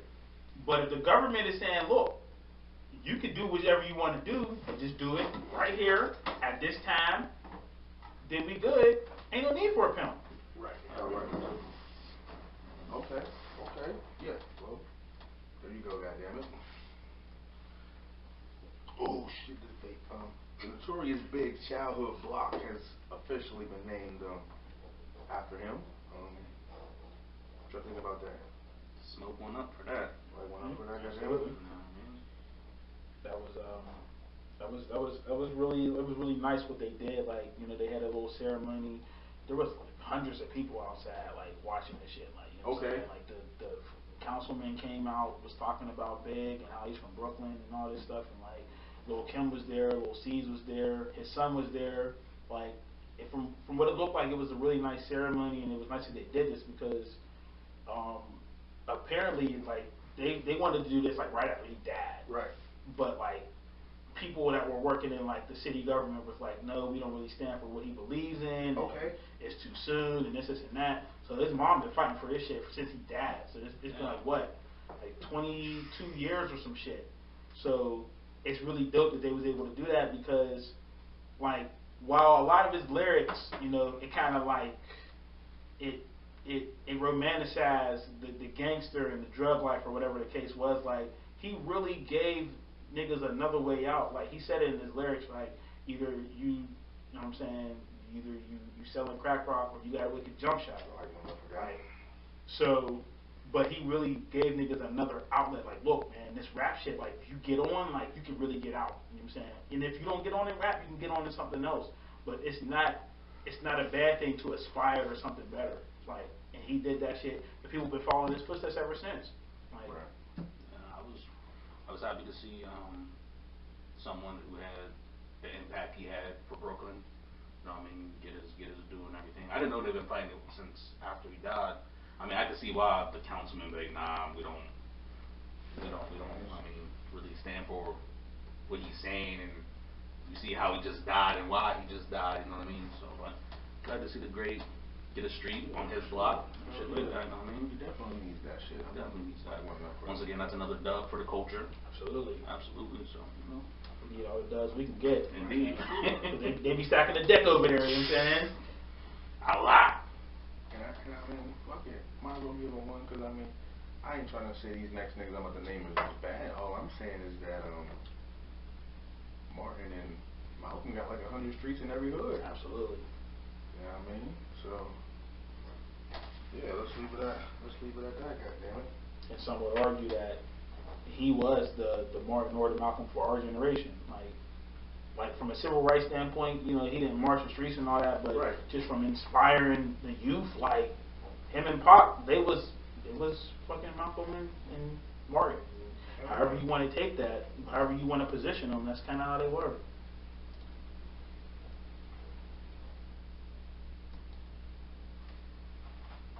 Take a quick visit. You got me a water too? Yeah. You look. Shit. It's killing me right now. So like how did y'all figure out how to do all this shit? Like, 'cause I know like running a podcast is hard as fuck. Like, Could ask this nigga. Like, cause you gotta like do the editing and like the soundboard and all that shit. Like, I have nothing to do with any of this. He hit me up one day. He's like, cause we had a talk. We had a just in-depth talk. He's like, bro, we should do a podcast about that. I was like, you entertaining? I was like, you funny as hell. People fuck with you. You know what I mean? We have these talks. He's like, all right, cool. He said, I'm gonna do it. And get everything. You could be the first guest. Came on, and then after that, I was like, I'm just staying on the co-host with you. right. So he figured out how to do all this shit. You know, it's funny. Like, that's one of the like most endearing qualities of Lonnie. Like, he's not one of them niggas that's just gonna say something and it just be like, you know what, I'm gonna do this, and then it never happens. Like, if he say he gonna do something, he actually goes through with it. It might not work out, but he gonna at least try it. He gonna try to follow through with it. You know what I'm saying? I always admired that about him. Like, he's not afraid to like seek out a different dream. You know what I'm saying? Like, it's crazy because not only that is he's capable of doing a lot of these things. He's capable of making music. He's capable of being able to do a cooking show or do a podcast and shit like that. So yeah, he's definitely right about that. Everything he's ever told me about to do this, like I said, it might not always work out, but he's gonna give it a shot. He's gonna give it a shot. Like, you know what? It didn't work out, but at least I tried. You got the next one. Oh yeah, man. Never no regrets, dog. Indeed, man. That's crazy. Did he ever crack open this book? It looked Hell. brand new. Hell no. Oh, He put me on that. Mhm. I'm not sure if he read the ebook first, but he told me about it. I got the ebook and went through it. Did he cop that? The hardback. It's funny you said the ebook, right? Because I got the book. I never opened it, but I read the ebook on Amazon and shit. Oh, I listened to it. Cause I just be like, look, I'm gonna just read the ebook while I'm at work. Ain't nobody gonna know what's going on and shit. Like, but if you got a big ass paperback, they gonna be like, nigga, what is you doing? You not working? Like, Yeah, so he's definitely read it a few times. I audio booked it because I was like, I'm not about to read that one. All these fucking pages. I got the book. I was just telling them, like, I read the ebook. I got the book. I just never cracked it open, but I read the ebook. So whenever you ready to crack it open and start the book club, I'm there with you.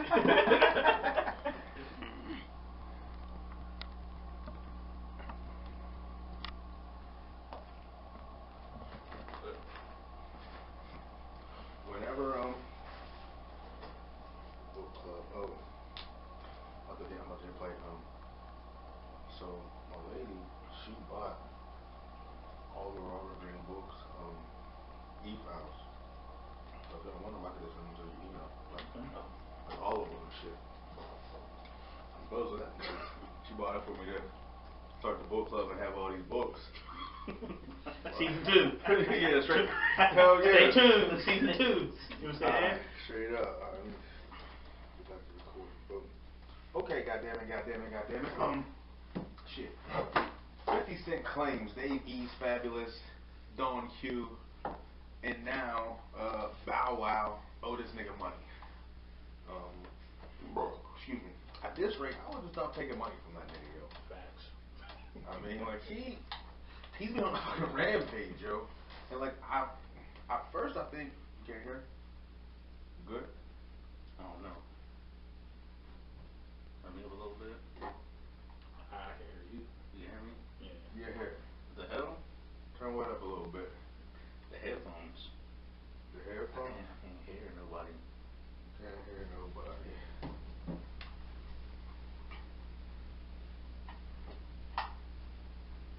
Alright, there we go. I'm good now. You good? Yeah, I'm good now. Okay, goddamn. What the hell was you saying? We're talking about 50 Cent. 50 Cent. Oh yeah, yeah. I wasn't even getting nowhere near this money, and it's because at first it seemed like he's playing and shit with motherfuckers, but then he says they got to pay me by Monday, and nobody hasn't not paid him yet. Right. Yeah, so he must not be fucking playing. Did y'all see this shit that just happened with Bow Wow and shit? Like, do you think he took that money and shit? I mean, if he did, why would he say he's gonna give him the money? I mean, I seen a video of Bow Wow talking about here's your money, you know. I mean, Right. Not a lot of money, a little few stacks. But I mean, I don't know why people keep messing with it. I thought it was a joke at first. I mean, it seems like he jokes with who he wants to and who he doesn't. To call Yayo up, it's like, nigga, you owe me, bro. He was like, bro, you told me I had to call you, pay you back. He's like, nah, just fucking forget about it. So, but man, he's been on the fucking rampage, man. I'm gonna say they probably owe him money. You know what I'm saying? But what I will say about 50 is like 50 is like the physical embodiment of the internet. Like they say the internet's undefeated. Right. 50 been on the internet, he's just undefeated. Like don't fuck with 50, man. Like you know what I'm saying? Like he going call you out. He gonna make you look bad. Like Facts. I seen the dude Don P. He had posted something on Instagram talking about something. I know I owe you this. Like we was just popping bottles. I know I had to pay you back, but whatever I owe you, I'm ready to give it to you. Like, just tell me what it is. So I'm pretty sure they owe him money. Okay. Just give him your money, because otherwise he's gonna put you on Front Street. Like, Right. and 50 don't take no L's on the internet. He might take L's in rap beefs, but he don't take no L's in the internet. So, I mean, that's what I was thinking. I mean, because he just goes out there in such a playful way at first. I'm like, this nigga's just clowning. But then once he gives that nigga the deadline, ain't nigga missed it yet. And what's my man's name? Rotimi? Rodamy? Yeah. I say what you say, routine. What is it? Fucking Ratatouille? Like, whatever my man's name is, like, he was like, yeah, I got your money. I'm saying, ain't no problem. Like, he ain't want no issues. 100 stacks and shit, yo. Like, dog. I mean, see, Uncle Snoop was gonna pay somebody, pay 50 back for 300. Like, 300K. Like, how is he just making it known that he's a fucking bank? Like, hey, if you need something, come holler at your boy. Yeah, but he's also letting it be known he don't take no shit. When he said I want my money, like I don't know. Yeah, leave 50 alone. Go find someone else to get a loan from. So fucking Uber is trying to assure that the public that everything is cool after Uber chopper did a crash landing in New York. Fucking it had only been out for like a week and shit. Would you take an Uber chopper? Me personally, no. But I'm not busy enough to like be like, you know what? I need to cut through this traffic and get where I need to go in the next 3 minutes. Like, I seen the shit. I was at work and it was like, helicopter crashes into Midtown building or something. I'm like, oh, yo, they getting us again? What's going on? Like, ain't nobody warned me. Like, I work in the tallest fucking building in Pittsburgh. Like, I need to be look, somebody need to alert me if shit's going down. Right, Like, for sure.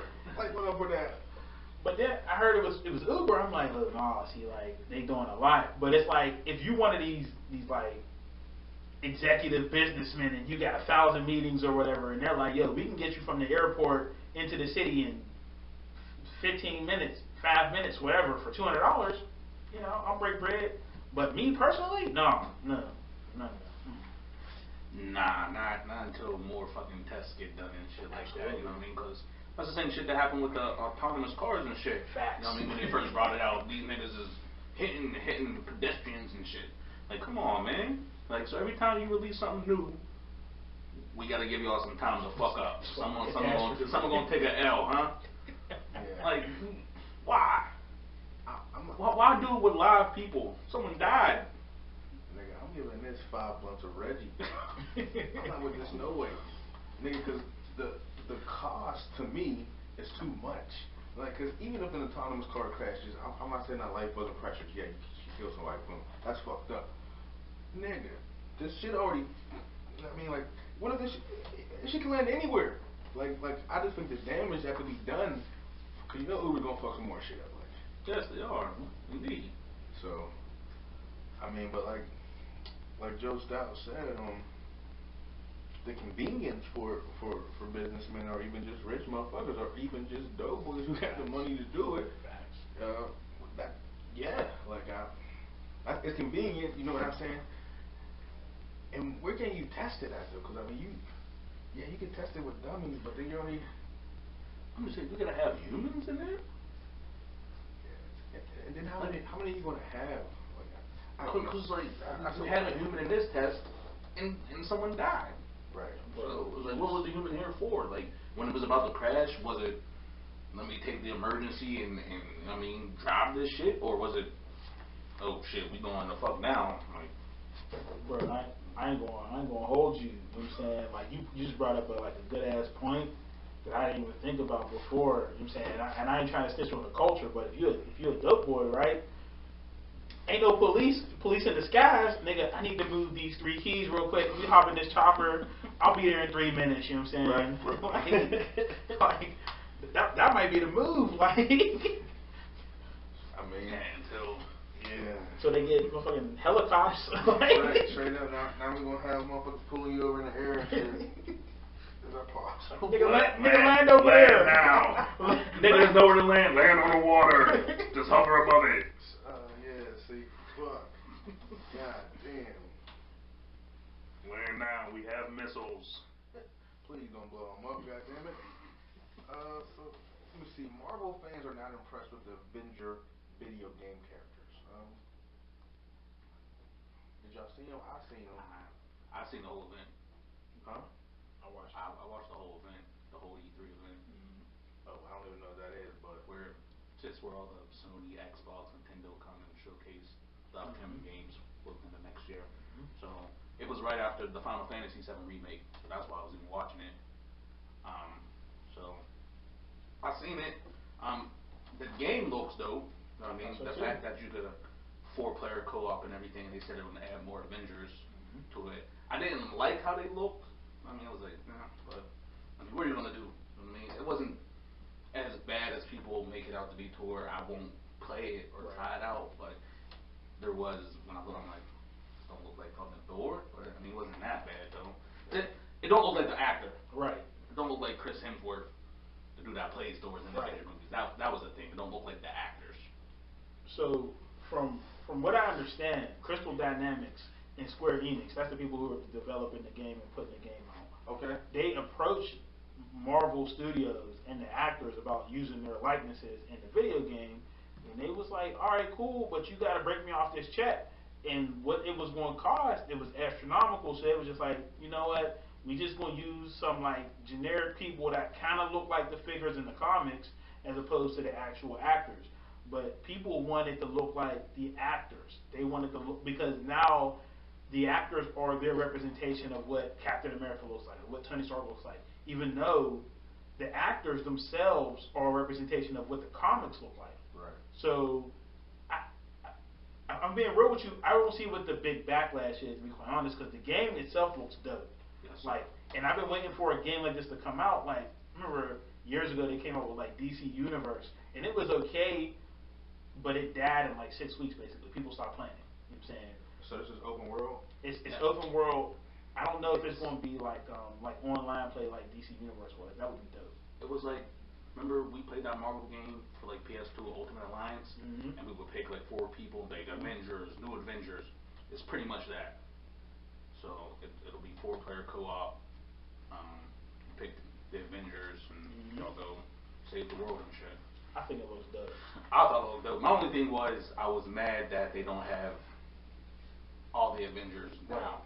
You know what I mean? That they have to add it. 'Cause I was like, I want to be Wolverine. That's probably a cash grab. You know how they be doing with the games now. Everything is DLC. Like, you got to pay extra and shit. Like, you get the base game. They said that would be free though. I'm hoping. Yeah, they said at the event the DLC for the extra boards and the characters would be free along with the game. Hoping. You know how they be I now. maybe not. The microtransactions and all that. Like, Right, they be right. hitting you over the head. You want the extra costume? It's 99 cents per. Like, damn. Like, Now, I mean, so, see, we're a little older, so I'm cool with the way the game looks, but like you said, it's a representation of the comics.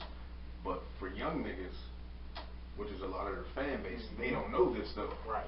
And they just don't want to play it because they're like, who's fake ass Thor and shit, you know what I mean? Like, you know what I mean? So I see where some of the backlash is coming from because young niggas who don't know. Now, I think if you're older and you're still bitching about that shit,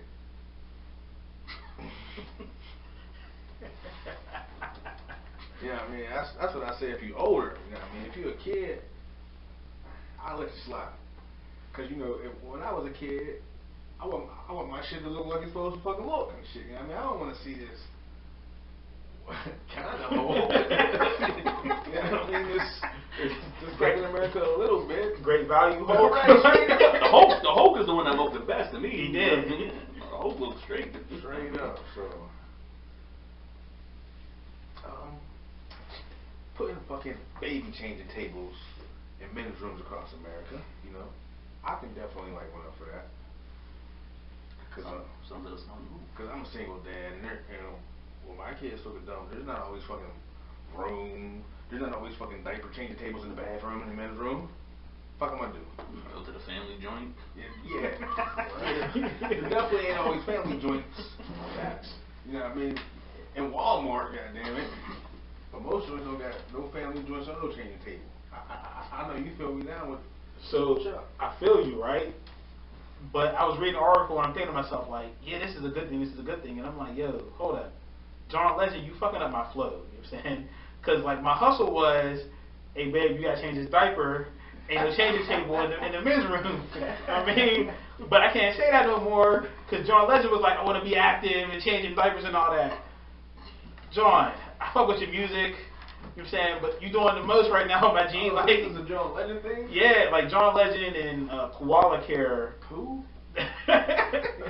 So Koala Care is like the company that put the changing tables in the bathroom. Okay. Like they're partnering with Pampers to get this done or whatever. You know what I'm Right. saying? I guess it's supposed to like overhaul like all the men's bathrooms in America or some shit. Okay. I don't know.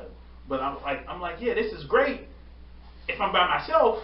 Right. But if I'm with the wife, I can't use my go-to excuse no more. Like, And give her the duty. Okay. Okay, I guess. I mean, well, Brad, you don't got kids, and you probably. Nah, I don't got kids, so that does nothing for me. But I still like the idea though. Okay, goddamn it. Okay, goddamn it. Oh, but that was good. DJ Khaled is playing in the Super Billboard over Charles Adult's father of Assad. It seems like he's pretty mad that he wasn't number one because of Tyler, the Creator. Guess they've been going back and forth throwing shots and shit. Is that me? oh, that's me. My bad. Oh no, you're good. I thought it was me. I'm looking at shit. But so what do you think about DJ Khaled, man? He's tripping or what? I think he's tripping. I mean, he's mad because he said they didn't count his sales with his bundle and shit. Yeah, so there was like a bundle that was involved with an energy drink that he was selling, and they didn't count his sales, but they was also saying that Tyler, the Creator, like some of his sales came from bundles, and they did count that shit.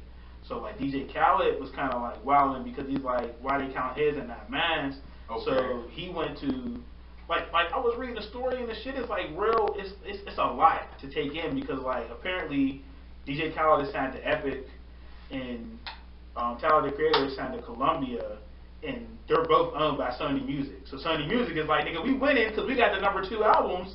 Right. But Khaled's like, nah, fuck that. I beat dude. Give me my props. So he went to Sony, cussed everybody out. He went to Rock Nation because they manage him. He cussed them out. And everybody's like, we just don't rock with the way that he's handling this shit. So now he went to file a lawsuit because he's like, the way that they're doing shit is unfair practices. Like, they're counting his shit, they're not counting my shit. I beat him, I should be getting the numbers because they gave me a budget and said, your budget is, I think he said it was like $5 million. Your budget is $5 million. We expect you to perform at this number. But if he don't get the #1 record, I guess he's not performing at that number. I guess that's the way it works. That's what it said in the article anyway. The whole thing sounds kind of crazy to me. I'm like, you Right. bugging. You number 2, like, it ain't like you in the Olympics and you number 2. Like, even though that's good too, Right. you 2 out of 200. That's great. Yeah, that nigga's definitely fucking tripping, yo. I mean, I don't know. Like, he had all the promotion. He was every hour on Kiss, on every fucking hour on fucking iHeart, all iHeart radio stations and shit. So, I mean, it was going to do what it was going to do. You just gotta realize that Tyler the Creator, like, I don't rock with dude. I'm not saying he's ass. That shit's just not for me. But he just has like fans that no matter what. His fans are loyal Right. as fuck. Like, so it's not like your conventional rap fans, right? But they are loyal to a fault. And he has the type of fan base that actually go out and buy music. Like, I'm gonna keep it real. I don't remember the last time I bought something that was music related. You know what I'm saying? I get my shit the old fashioned way. You know what I'm saying? Internet. Like, somewhere on the internet they got it, and I'm gonna have it. But, and that's the other thing with Khaled's music. So like, he's not an actual performer. Like, he produces the beat or whatever. But depending on who's on the single, is really going to do your numbers. Like, you know what I'm saying? Because like, you might have Jay-Z on the single. Some people don't like Jay-Z, so they're not gonna fuck with the record.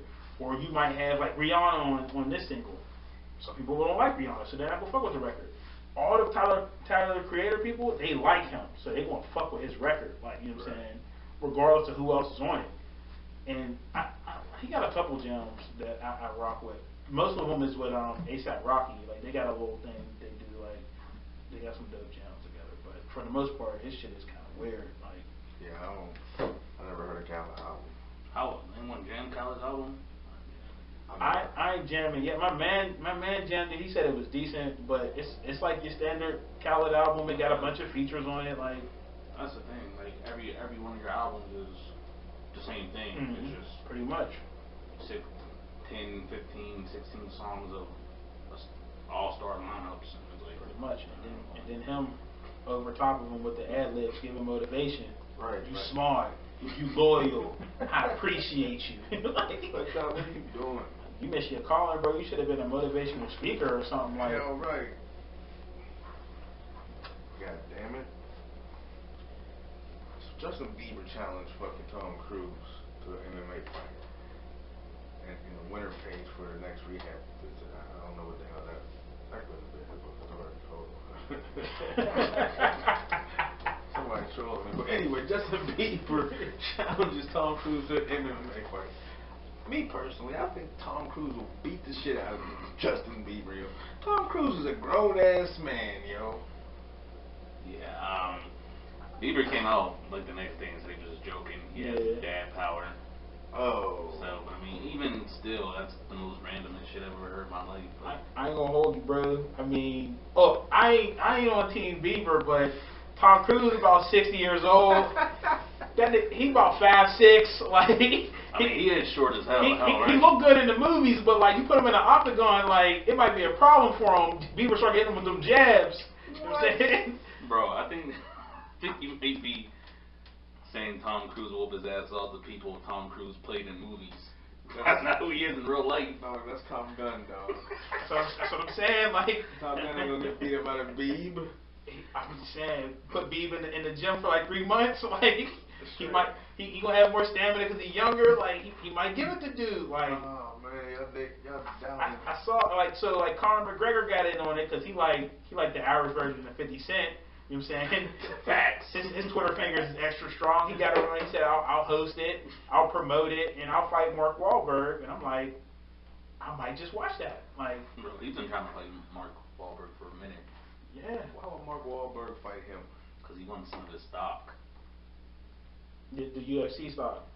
Yeah, like, because all these like weird people own, like Mark Wahlberg owns some, Conan O'Brien owns some, and Connor's like, yo, break me off a piece of stock. And they're like, nah, we don't do that for fighters. So he wants to fight Mark Wahlberg? For the stock. Yeah. Yeah, that sounds like a losing situation for Wahlberg. Yeah, he can't. Yes, indeed. Oh, shit. So, man, when I heard about this, I couldn't understand how this nigga had a company card where he could charge $4.1 million of anything. Like that's my first thought. So let me read the title and shit. Shit, 'cause that was fucking with my head, yo. So rapper Chad Focus allegedly stole over $4 million from his employer to further his rap career. I mean, like how? And have you ever heard of this dude? Hell no. I was gonna say you go because I never heard. I've never heard of Chad Focus. I read the article though, and it was like he used it for fake Spotify streams, which I didn't even know was a thing. Right. Now you're throwing mad soul in the fucking game. He used it to trick people that he was the #1 artist in the world and shit. You're the #1 artist in the world and no one knows your name. Like, there is a fake it till you make it quote that used to be prominent, but this is, ooh boy, this is way too, how do you get 4.1 million? Like, With nobody figuring but it no out, one's like, nobody hold up. knows. Like, Nobody. Well, that's my first question. How does he have a company card with a $4.1 million limit? That's my first question. My second question is, how do you have a $4.1 limit and nobody fucking knows you? Dog, if I had $1 million to get my music out there, dog, everybody would fucking know me. This nigga had $4 million. I never heard of this nigga. So apparently he had like 180,000 followers on Instagram or some shit, and like the way he was doing it, like it was slick, right? But he left a paper trail. That's the shit that got him caught up. Like, so he would whatever company he was working for, he would like actually submit like paperwork to the higher ups, and he would forge his supervisor's signature. You know what I'm saying? So that it looked as if it was legit. He had these, like, there was like 4 other people in on it, and they was like they was forging documents and all that, fixing all this shit. So, but he left a paper trail, and then he started bragging about the shit on fucking social media. Like, I can show you how to get rich, and this is what you need to do, and da da da. Like, the feds ain't stupid, dog. They gonna catch up to you eventually. Like, you know what I'm saying? That's the thing I didn't get. Like, you're just basically letting people know what you're doing. Right. Like, you're not being low key with it. Like, it's one thing. He had billboards and bus stop ads and shit. It's like, what are you doing? Like, but you're not really putting no money into your actual music. Like, they said that he bought $125,000 of tickets to his show. I'm like, what type of venue was you working that you could buy that much tickets for that price? Like, and then like, so he was doing that to basically like boost his profile. Like, he's selling out shows and shit. Like, the whole thing was kind of dumb. Like, if you're going to basically embezzle this money, do it in a smart way where there's no paper trail, and then actually use it so that you can grow your profile, dog. Like, Exactly. he was just doing this shit to stunt from the looks of it. Yeah, he did all the wrong fucking moves. He didn't. Nigga, $4.1 million. That's a lot of fucking money. Like, for nobody to know that. I know somebody got fired over that. That's bread. 1 million. Nigga, you didn't get yourself a good feature? Yeah, right? I mean, Man, I would have had a DJ Khaled album on niggas, yo. I would have had a feature on every fucking jam. Hottest producers. That's what I'm saying. I hear some of these rappers that's well known. You can get them for like 10, 15 racks. Like, Straight up, bro. probably the hottest ones out, you can probably get them for 50. That's what I'm saying. You want a legend, it's probably 100. Yeah, that's man. This, yeah, that nigga. I gotta get that nigga. And tell that nigga. What's that? Nigga folded 4.1 million. Yeah, well, Ain't gonna get time. Big time. big time, yo. So let's get into a little weed news. Nevada bans employers from pre-employment marijuana tests. I'm definitely with that and shit. You know what I mean? Because I mean, if it's legal there, and I smoke it, you can test me for it, and then I get the fucking job. That would be bullshit. I mean, y'all fuck with that or? Yeah. I honestly never really understood why they tested for weed. Like, okay, so like there's some jobs, like if you operate in a crane or Right. some shit, okay, I can see why you testing me for weed. But if I'm flipping burgers or some shit, like, why you testing me for weed, dog? Like, for real. Like, you know what I'm saying? Honestly, I'll probably do a better job if I was high, because you know what I'm saying, like, if I'm not high, I'm gonna be miserable. Like, why the fuck am I here? I don't want to do this. Like, but I just never understood the whole we're gonna test you for weed process. Like, that shit is dumb to me. Like, Right. they need to just get that shit out of every state. But for Nevada to do that, that's good shit. Like, I feel like it's one step closer to the entire nation doing the same thing. Like, because you know it takes one domino to fall and then everybody follows suit. Hell yeah. Hell yeah. What do you think? I'm right there with him. I mean, that's a good move, like you said. Unless you're operating a crane or doing some shit like that. Like, why the fuck do I gotta get tested for weed to stand behind the register and take money and shit? Like, Right. I mean, so. Like, if I'm part of the Secret Service, and my job is to take a bullet for the president, which I wouldn't do. If it was Obama, I might think about it, but for this dude, I wouldn't do it. Like, I understand testing me for weed because, like, if the shooting start and I'm high, I'm just standing there like, oh shit, they shooting. Right. Right. Shit. I'm not springing into action. Like, Oh, shit's going down, let me go. it's going down. Let me go over here real quick. Let me go chill somewhere. Real quick, yo. So goddamn it, and I just want to light one up because Illinois legalized marijuana for recreational use. Goddamn it! So I want to light one up for them. I had a reason to go to Chicago before, but now, you know what I mean? I need to take a trip back to Chicago and shit. And before we get out of weed news, maybe one of y'all read it, because all I know was some teacher beat up a student because he owed him money for weed and shit. Goddamn it! So I mean, you can't. Well, first of all, why are you selling your students weed? Right. That's no, goddamn it. And then you can't whip their ass and they can't pay you back. Like, cause not only did you sell it to them, then obviously you fronted it to them. Like, come on, dog, you fronting high school kids? Like, come on, bro. Like, did it say how much you fronted them? Anybody know? I'm gonna be honest with you. I pulled it. I ain't gonna read this already. Right, yeah. I also didn't. Shit. But what I will say is, the teacher is snitching on himself, like, because what you think's gonna happen after you whoop his ass? Like, he ain't gonna say nothing. Right. Like, the parents ain't gonna realize he got black eyes and shit. Like, exactly. like So- you fucking up your own operation. You know what I'm saying? Right. So now you're going to jail for whooping a minor. Now they know you done sold them fucking weed. Like, bro, like. You just gotta go ahead and charge that to the game. And what you do for retaliation is you fail his little ass. You know what I'm saying? Right. They gonna repeat the grade. Nigga, you gonna come back and you gonna keep coming back till you pay me back my money. All F's. Shit, goddammit. But shit, let's get into real nigga sports, man.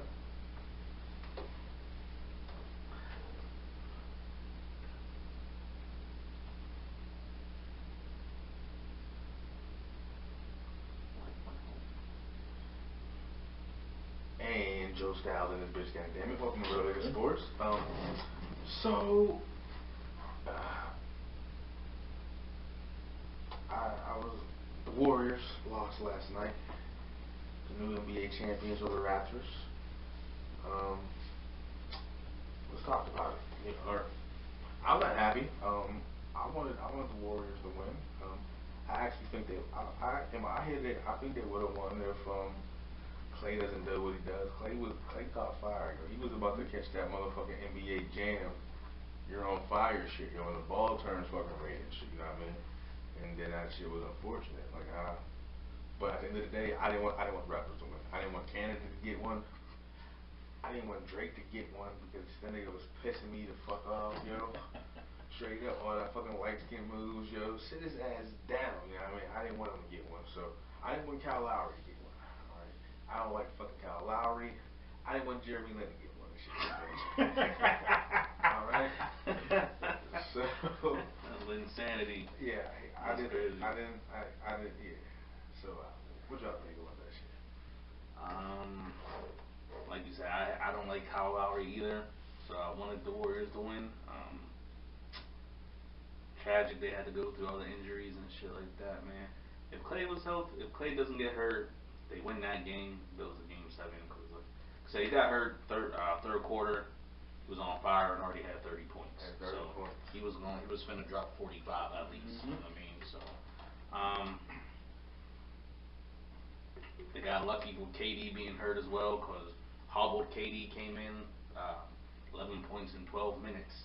Hobbled 3 for 3 from 3. Like, he was about to give you all the fucking business. So I mean, but congrats to the Raptors, man. We all gotta get ready for a summer where Drake is the most unbearable person in the world. Yeah. And he gets the 2 songs, then he gets to design the rings. So So I'm feeling different about it, and this is the reason why. Like, for the people who can watch this on YouTube and see, I'm a Lakers fan. So I wanted everybody to lose. I wanted it to be a draw in Game 7, like no champions, because I don't fuck with nobody but the Lakers. But I do like individual players. I don't like Kyle Lowry. Something about his face, I just don't like it. His haircut, yo, Kevin Durant, he used to be crying too much. I don't know where he got all these slights from. Like, people don't like me. They be hating on me all the time. Like, who? Who are these people that's hating on you? Everybody just praises you. Like, you're not like LeBron. Like, people love LeBron or hate LeBron. But with you, people like literally just praise you. Like, nobody be hating on you. But you be making these slights like, nah. They be all up in my DMs. They be running me shit. They be lying on me. Like, I'm out here doing my grind and they just be hating. I'm like, who are these people? Who are you talking about? Right, real shit. But I fuck with Clay. You know what I'm saying? Clay, that's my guy. I like Clay. You know what I'm saying? I want him to come join the Lakers. If you don't sign that 5-year, you got space for you with the Lakers. You know what I'm saying? All day. But I wanted Kawhi to win because I wanted him to validate himself outside of Pop. Like, so many people will be like, all these players win because of Pop's system. Like, so him getting that chip is big because he's like, no, I don't need your system. I'm a good player without you, and I just proved it. Well, see, one of my biggest things is Leonard is actually my favorite player. I've said that a couple times on this show, and I just figured that if he lost, he might not stay in Toronto. I'm not saying he's going to stay, but I want that nigga to come to LA. You know what I mean? Like, he's probably not gonna come to the Lakers. I mean, who knows? But I just think Kawhi and LeBron, I think that would be a hell of a motherfucking You know what I mean? They saying he want to go to the Clippers, and I'm like, why you want to go to the Clippers? They ass. Right, Like, exactly. They never win no rings. They say he's one of those people that don't want to play second fiddle. And obviously, if you go to a LeBron team, you're going on the court at least. You know what I mean? But I still don't see why you wouldn't want to go to the LeBron could Lakers. tell that nigga, hey, come and do your thing. I'm getting old. Well, I was going to say, like, I feel like at this age, at this stage of his career, like LeBron, he's going to be first fiddle off the court because he's LeBron. But on the court, I feel like he would hand the reins over. Like, if the Lakers were to get AD's going to be the star player on that team. He's going to be the guy he's going to eat first. LeBron is like, I'll eat secondary. It's fine because I'm getting older. I'm not going to play as many games. I'm not going to play as many minutes. I want to preserve myself as long as possible. So, obviously, he's not going to be putting himself through the grind that he did when he was with Miami and with Cleveland. So, I feel like if Kawhi came to L.A., he would be first fiddle on the court. But his personality, he's going to be second fiddle off the court. Because the dude's on top. I agree with you too, because even when the split between LeBron and Kyrie happened last year, or whatever, he even said in the press conference, like, I was gonna hand the keys over whenever he was ready for it. You know what I mean? So obviously he's saying, I'm willing to give another player the keys to the fucking franchise. They gotta be ready and they gotta be the right one, which Kawhi would be. But I mean, everyone has that feeling that if I go play with LeBron, I'm not going to be first fiddle because LeBron so usually ball dominant. Right. You know what I mean? And still, at this age, still one of the best players in the league. But honestly, if you look at LeBron's career, I don't think it's because he wanted to be ball dominant. Like, if you look at when he first went to Miami, he was playing with Bosh and with Wade. That first year, like, he was deferring to Wade, and then Wade was like, "Yo, if we're gonna win, you gotta be you. So take this shit over." And then he took it over, but he's real reluctant to do that shit. Like, I've always looked at him more in the mold of Magic Johnson than Michael Jordan. Like, people compare him to Mike, and it's like, no, the dude is really Magic. He just scores more than Magic did. Like, he would much rather pass and get a nice ass assist than to dunk on somebody or to get a three or whatever the case is. Like, that's just his nature. Mm-hmm. So for anybody who don't want to play with him, listen to this podcast. I'm telling you right now, play for the Lakers because you're gonna get championships. You know what I'm saying, you're gonna get sponsorship, promotions, opportunities, all that, and LeBron will be your number one fan. And when you got that backing you in the NBA, you like the most powerful dude. The other thing about Clay is I seen a report that said he was slated for Space Jam 2. Mm-hmm. So I wonder what his injury does for that now. You know what I mean? So I mean, because I heard LeBron has been having, well, they say quote unquote trouble recruiting some people. You know what I mean? Try to get Giannis. Giannis said he'd rather train. You know what I mean? So Clay was down, but he just tore his shit. So I don't know how much he could. If you think about it, like, think about the first Space Jam. This first Space Jam was basically Michael Jordan flexing the whole movie. Like, yo, hey, yo, Charles, come over here so I can, like, dunk on you and just, like, make you look bad. Right. And then Charles was like, all right, cool. Like, superstars, they like, LeBron, like, yo, why don't you come over here so I can be the hero and you can be the villain one time? No, I'm the hero in my town. Why do I got to be the hero where you at? No, let me be the hero. You be the villain. You know what I'm saying? Right. So that's why I like dudes like Giannis. They're not trying to sign up for that because they like, yo, I'm every bit as good as you are. Like, why would I let you dominate me? But shit, fucking. I'm still mad about last night. Excuse me. But the Raptors win. KD re-entered his leg. I think people are letting the Warriors have it, saying they lied. I'm not sure if they lied. They're saying it's their fault. It might be their fault. KD wanted to play. He played. What I do think and feel about it is that KD should not have been being point guard. He should have been taking it easy. I don't know why they were making him do so much work on the floor. Like, to me, he wasn't ready for that. Like, I'm not gonna like. So I think that's who's to blame. Whoever had the man bringing him off the court working so hard and shit. So I'm with you. I feel like he should have been like a spot up shooter. Like, everybody knows KD is deadly from three.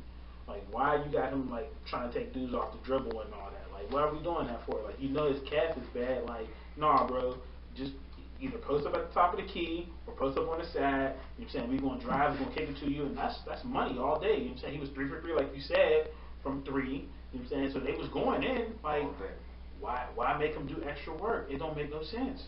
But from what I understand, like the Warriors had their doctors check him out, but then he had his own doctor check him out, and he said he was cool too. And they're saying like this is a freak accident. This is a 1 in a million thing because the calf and the Achilles aren't related. So it just so happened that it happened on the same leg. And I'm like, yo, you gotta protect the player. 'Cause every player, like y'all saw, Clay was like, yo, let me go back out there. You know what I'm saying? Last night he was ready, but come to find out he tore his ACL. Like you about to go play on a torn ACL? If you leave it up to the player, they always gonna say, put me on the court.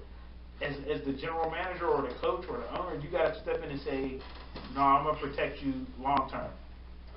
Right. Yeah. See, I didn't see that he went and seen an independent doctor. So if I would have knew that, then what I said earlier about how I felt they lied about the Achilles, the calf and Achilles thing, I wouldn't have said that. Because I felt like it was an Achilles off ribs because I seen that same reaction from Kobe when he tore his shit. When he driving the lane and then his shit gets out and he looks back like, who just kicked me? Who just tripped me? I mean, Same shit happened to Shaq too.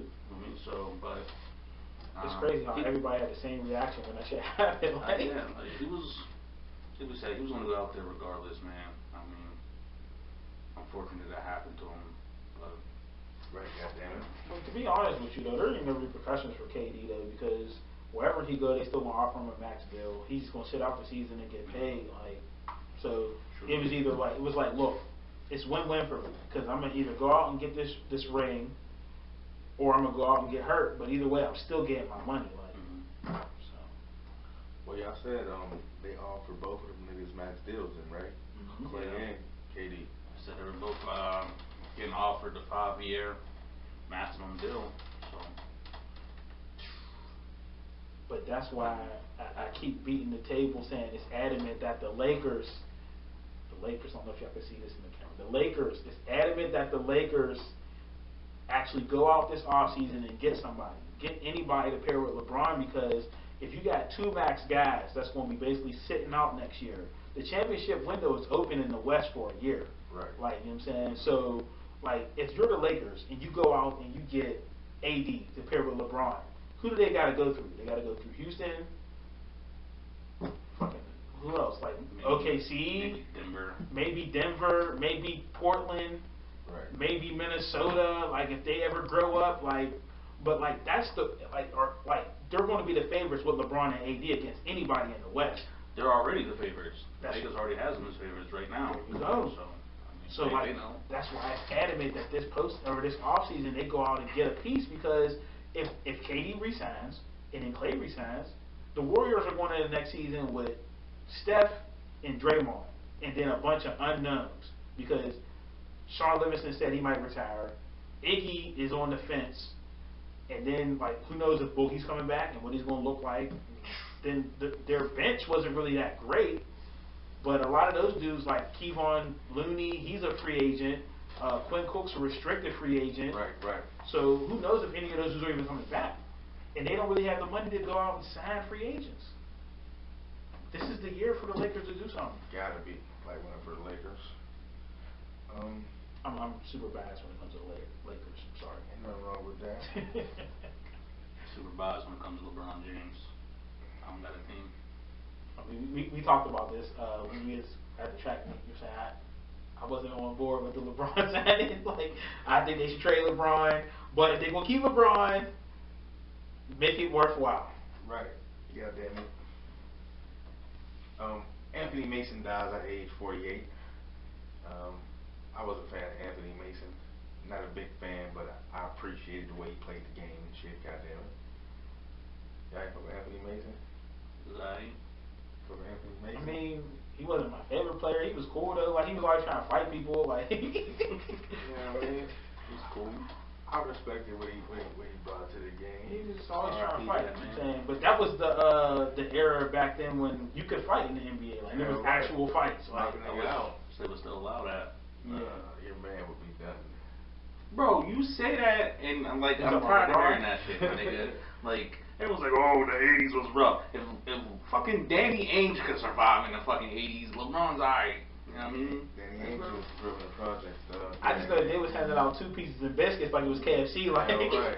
come get this 3-piece with a side. You know what I'm saying? 6'8", 260. It would be He be food in the 80s. He be food in the. Come on, nigga. Listen, Kobe's my guy. You know what I'm saying? I hate to bring this up, but Kobe got pieced up by fucking some Chris Childs gave him the 2-piece with the biscuit with the honey on the side, like, and Chris Childs about 6'1", Kobe 6'6", 6'7". Man, that didn't even phase him. It did. He still got jabbed up. He did. He got jabbed up. It hurt my heart. So I'm like, yo, Kobe, you supposed to be nice with the hands. Like, keep your chin up. What you doing? Oh, damn, talking bad on the mamba. He had a mama mentality that night. You know what I'm saying?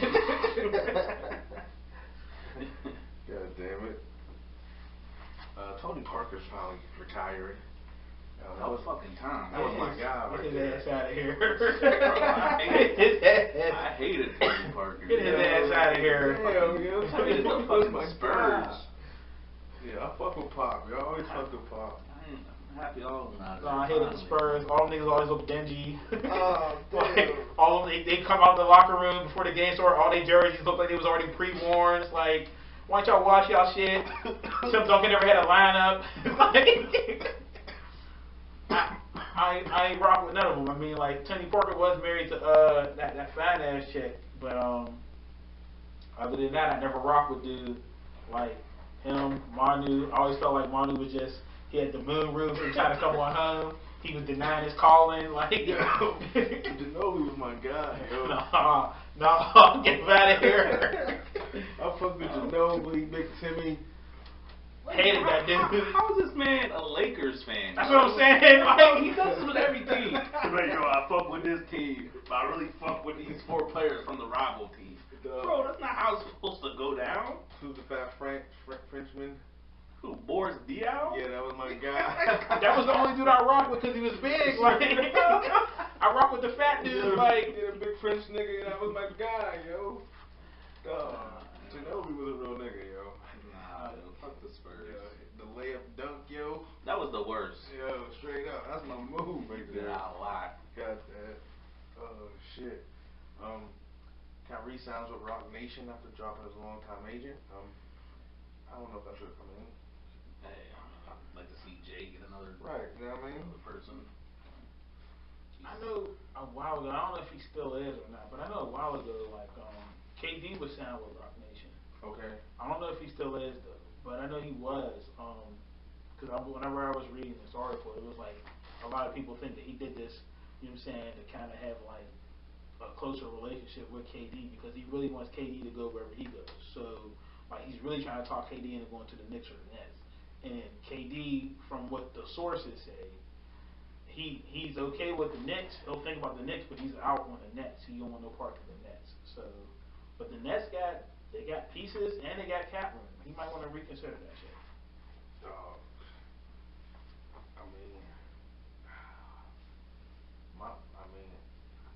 These niggas is rich. I don't know how much of a part it plays, but nigga, if I'm in Cali, nigga, I don't want to go to. The thing for me about KD is I felt that if the Warriors won without him, he was definitely going to be out. Mm-hmm. Like, his situation, as unfortunate as it is the best thing that happened to his legacy. Because when he went to Golden State, everyone was calling, I mean, that's a bitch move. You done stacked the deck so fucking heavy against the league. No one stands a chance. They don't need you. They won 73 games. Mm-hmm. But then he's out. And then it's like, oh, shit. They needed KD. Mm-hmm. So now those 2 rings he just got are validated. They needed you.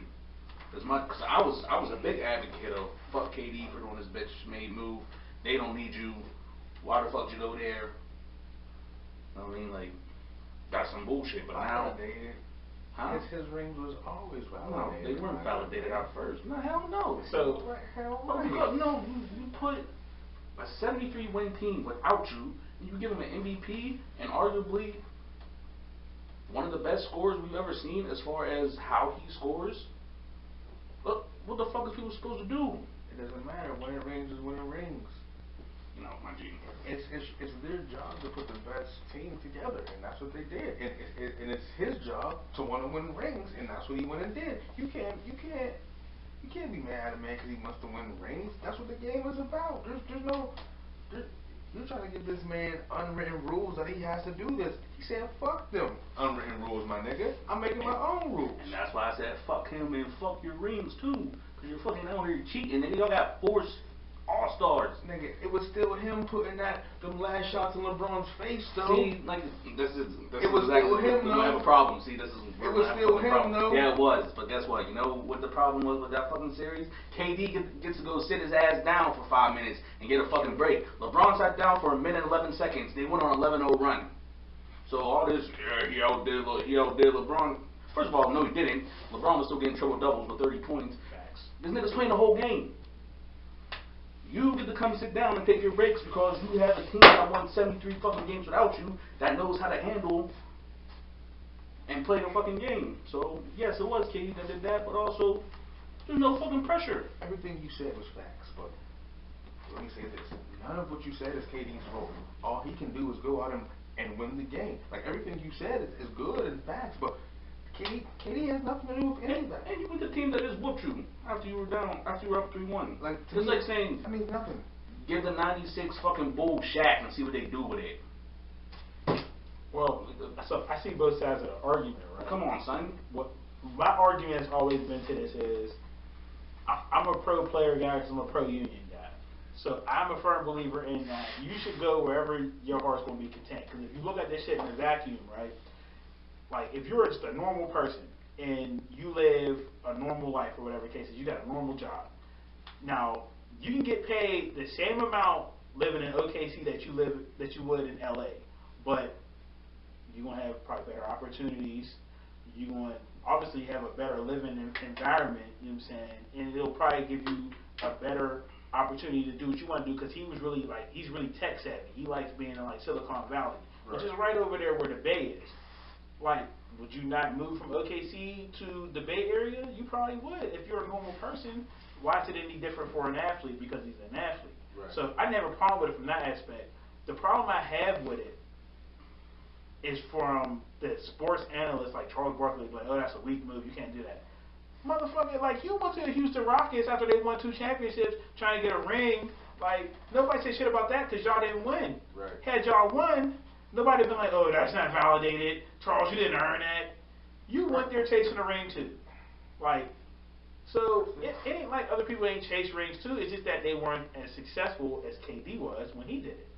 My thing is you gotta chase the ring because if not, you're gonna end up Charles Barkley. You're gonna end up Penny Hardaway. Lee Wilkins, like Karl now, Malone. right? So now he can go do what he like what you and all the media wanted him to do. He can go do that now. But now at least he has his rings. Facts. So now if he fails going to go have his own team or whatever it is, he got his rings. Though. I'm saying he don't got to do that now because He don't. because the situation done validated that shit. He don't got to go get his own team. He has his own team. If I'm him and he's gonna get the same amount of money staying in Golden State as he would anywhere else, you're not gonna find a better team anywhere else than Golden State. And So they, you might as well stay. and they need you. Right. We seen that. That was my thing. Is I felt they didn't need you. And that everyone's right here, you right here. Everyone else. I never thought that, and even if that's the truth, Cause you don't watch freaking sports or something, even dude. if that's the truth, like if I'm playing, like I've been on teams, I want my team to be up here. Everybody else is. I don't want my team to be even with the next motherfucker, yo. Fuck that. I'm trying to win at all means. So if I gotta go out and recruit this motherfucker across the street so he'll go to Henfield, I'm gonna go get his ass, goddammit. Fuck that. Like you know, y'all want niggas to play fair and no, this is championships, nigga. If you had another year, right, of high school football, would you go play for Ringgold? Why? Because it beat me? Would you go play for Ringgold? That's Would you go play for Ringgold? No, you wouldn't. You stay on Greensburg and go out on a fucking game. That's all I'm saying. KD should have did that. Oh, they beat me. I'm going to go fucking play for them. I have no problems with that.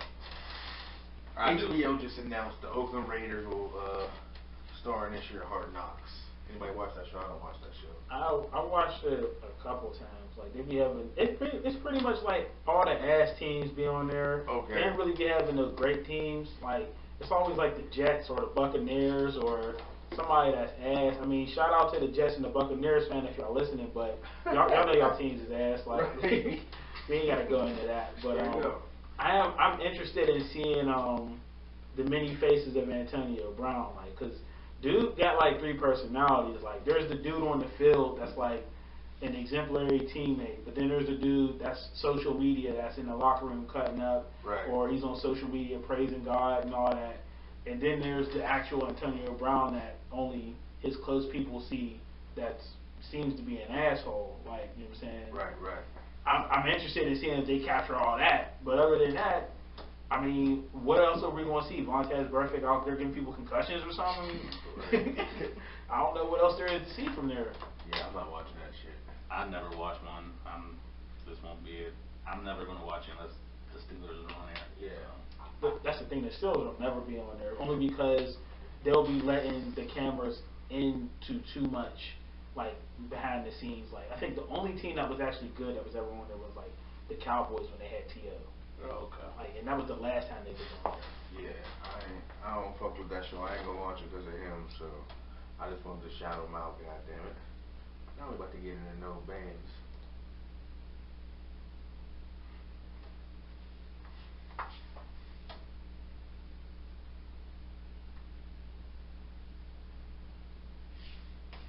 Okay, people out there, now if you don't know what No Bands is, if you haven't been listening to the first 25 episodes of the show, No Bands is a segment of the show.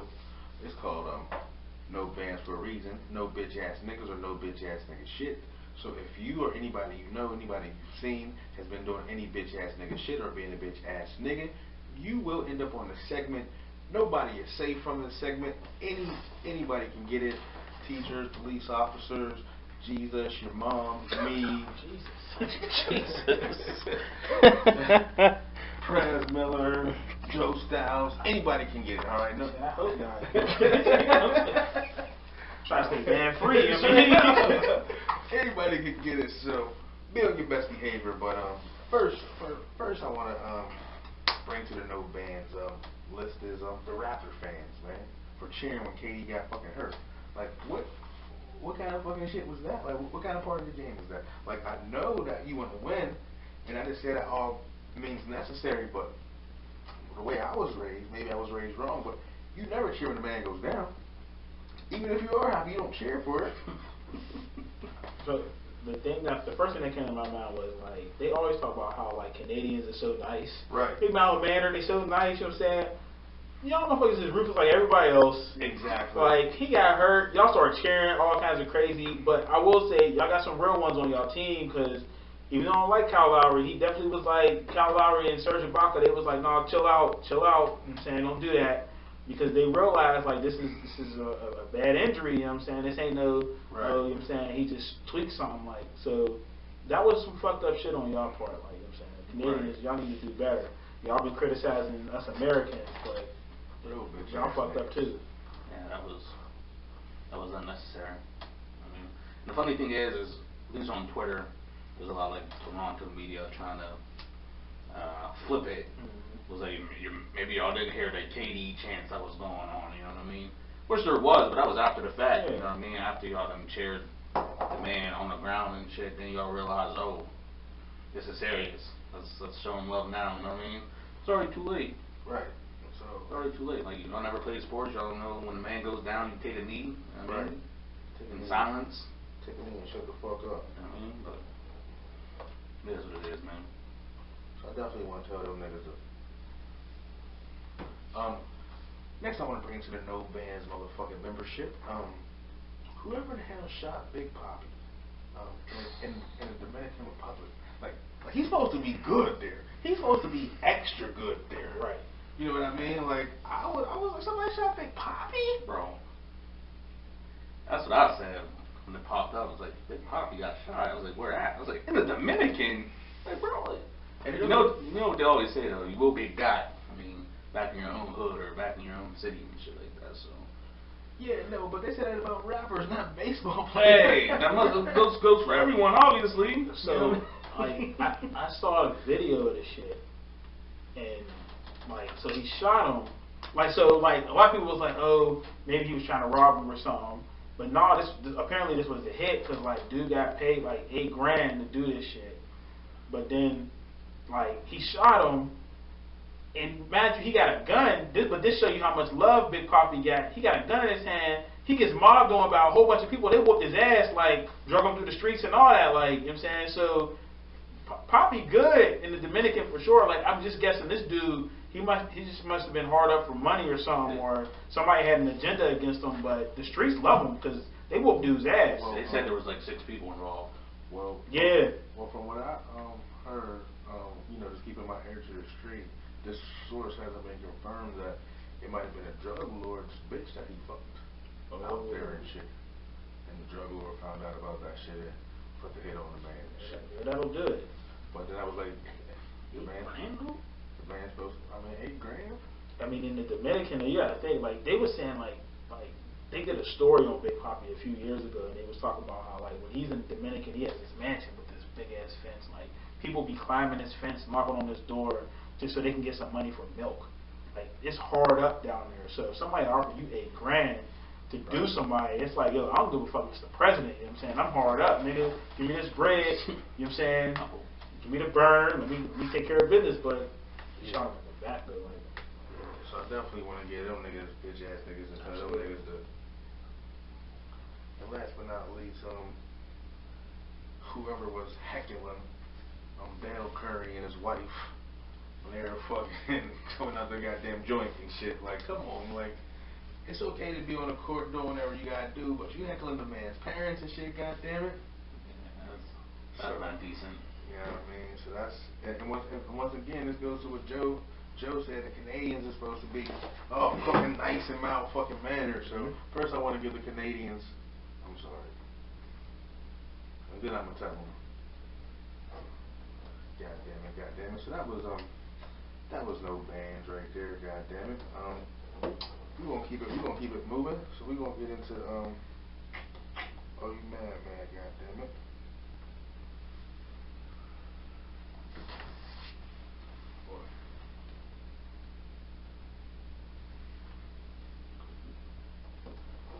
Okay. Oh you mad is a segment of the show where we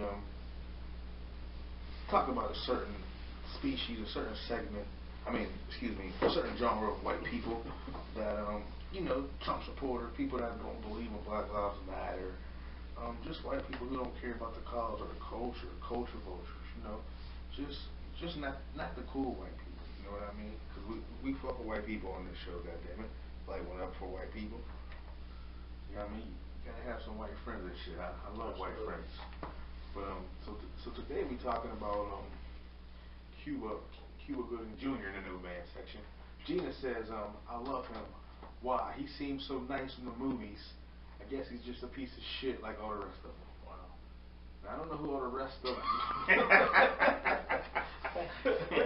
Wow. But I don't know who all the rest of them are. You know what I mean?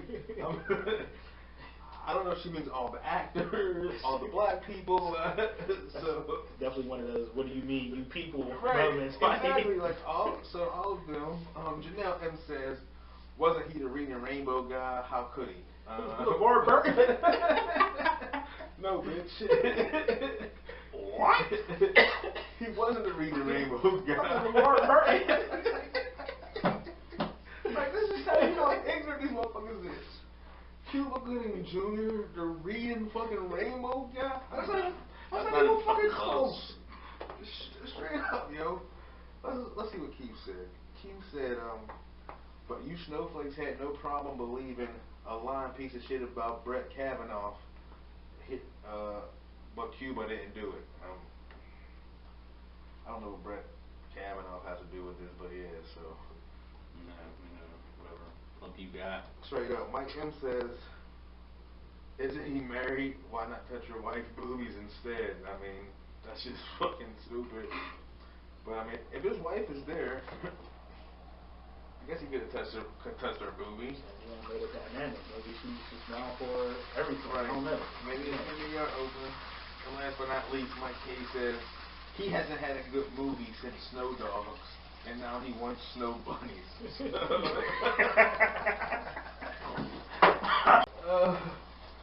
Well, first of all, who thinks Snow Dogs? I never even seen fucking Snow I was Dogs. gonna say I never seen that shit. I've never seen So Snow Dogs automatically that. Well, since nobody's seen it, well, maybe Snow Dogs is a great fucking movie, and we don't know. Seems like a kid movie. Snow Dogs. So Mike K here. Who hasn't had a good movie since Snow Dogs, and now he wants Snow Bunnies. Isn't his wife fucking white though? It looked like she was on the video. Oh shit. Okay. Did they let you out of Facebook jail? Yes, finally, yo, finally. I was in it for fucking 10 days, yo. Like, yeah. So I got another account now. So now I only argue from that account, yo. I've seen that. I was like, why am I not friends with my brother? I was like, oh, this is. See my porn name, Dwayne Rock Johnson. It was like add his friend. I was like, what? Yeah. What do you mean? Add his friend? I had to change it up real quick. But I mean, so that was no bands right there. I mean, oh, you mad right there, god damn it. So we're gonna keep it moving. God damn. Alright, let's get into motherfucking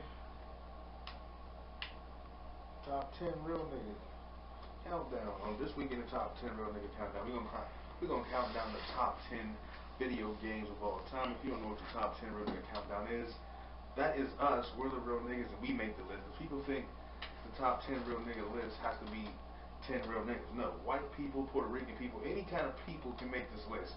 So this week we're doing the top 10 real nigga video games of all time. God damn it. So let's get into it.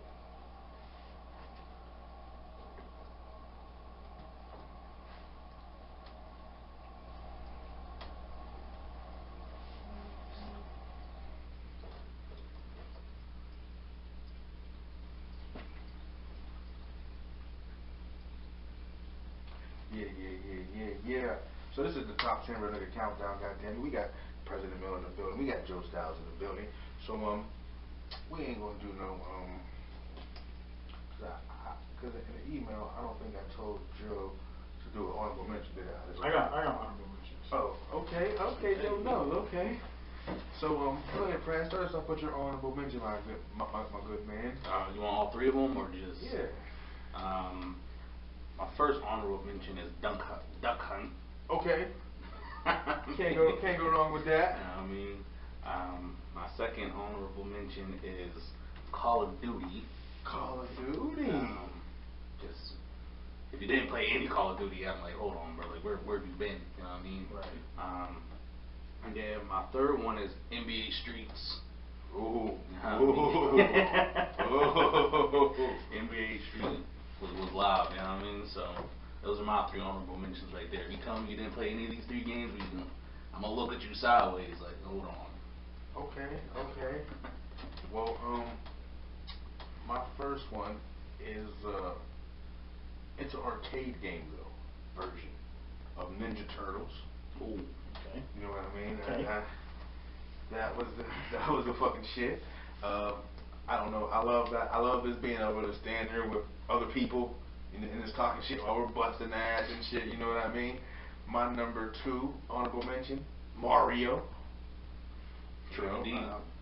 Like, who hasn't played Mario? I bet from our kids to probably your grandmas know Mario and shit. And then my last honorable mention, goddammit, Sonic. Can't go wrong with fucking Sonic, yo. Like, keep some coins, motherfuckers. Alright, so first of all, I didn't know if we was doing, you know what I'm saying, franchises or we was doing standalone games. So for anybody who think that my list is controversial, it's my list. I know what I like. Straight up. So that's where we're gonna leave it at. If you don't like his list. So my third honorable mention is Super Mario. Okay. Super Mario World on Super Nintendo. That shit was dope. The Super Nintendo one. Yeah. Okay. my second honorable mention is GTA 5. I know I'm gonna get a lot of flack for that. Like, how's that not in your top 10? Like, GTA 5 is dope. There's a reason for that. We'll get into that later. And then my last honorable mention is Barkley Shut Up and Jam. You know what I'm saying? That was my shit on Sega. You know what I'm saying? I was like, anybody who wants some, come get served up. This Barkley Shut Up and Jam. You know what I'm saying? I ain't never played that.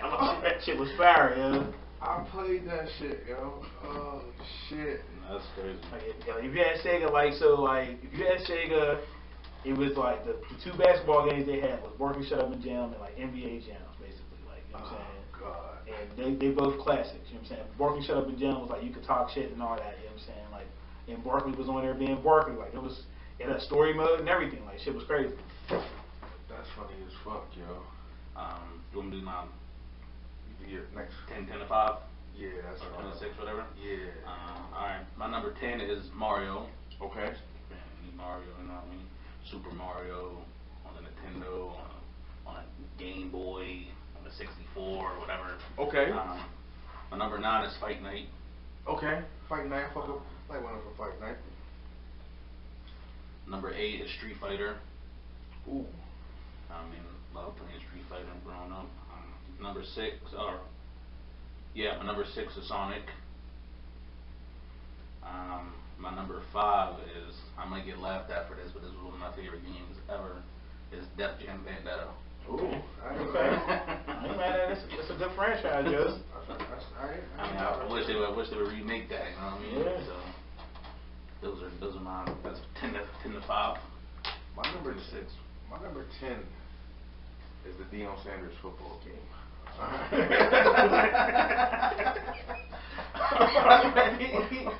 That's my number 10 right there. That was my shit. My number 9 is another arcade game. The X-Men arcade game and shit. You know, I don't know if you ever played that shit. Yo. Yep. Yeah, I mean, that shit was dope. My number 8. I'm probably gonna be a clown for this one. Is Aladdin on Sega. You know? Oh my God. Yo, swear to God, that was next on my list for honorable mentions because all them Disney games, like the Aladdin, Lion King, they was hard as hell to beat, but they was so fun to play, yo. Hell yeah. Wasn't expecting that one. Straight up. So that's my number 10. And then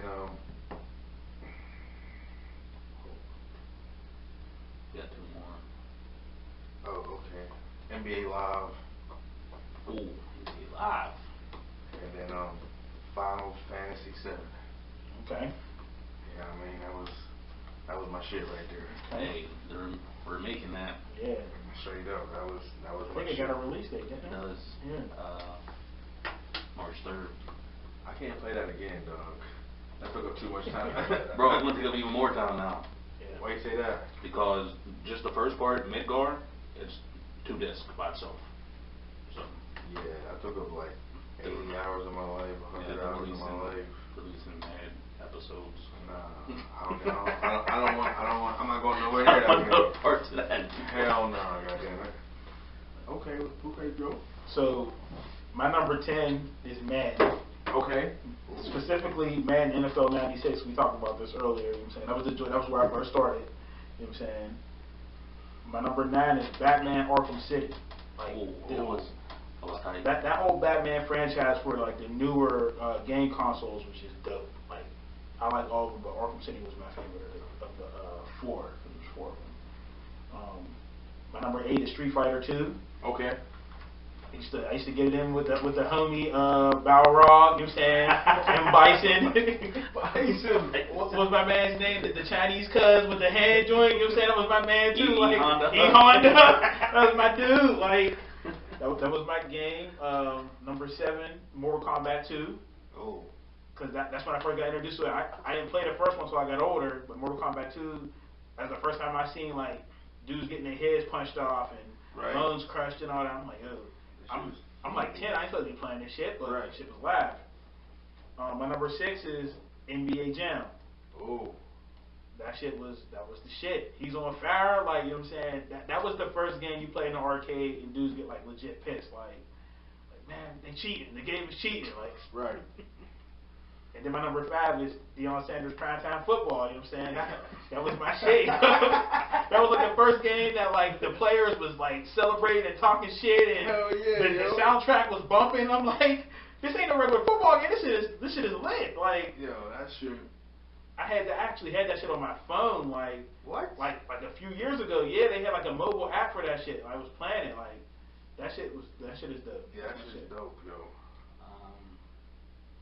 My number 5 is Final Fantasy 7. Okay. Know what I mean? I gotta play it again. I still never beat the whole thing because I couldn't beat the fucking weapons. Yeah. My number 4 is the GTAs. I couldn't just pick one because GTA 5 was good. San Andreas, probably my favorite one. You know, Right. My number 3 is Mortal Kombat. Okay. Love Mortal Kombat. I mean, I whoop anyone's ass with Sub-Zero, Liu Kang. I mean, those two best folks in the game.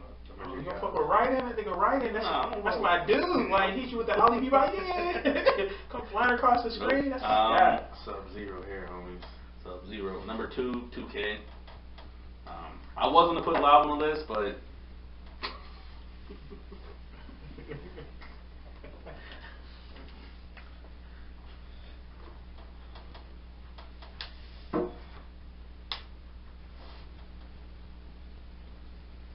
Yeah, that was a 10-second max out right there. People, if you don't know what that is, that's when one of us, you know, have the same answer and the same number, or just whenever we want to do it. Okay, Fred, go ahead. I'm probably gonna have another one because my number 1 is Madden.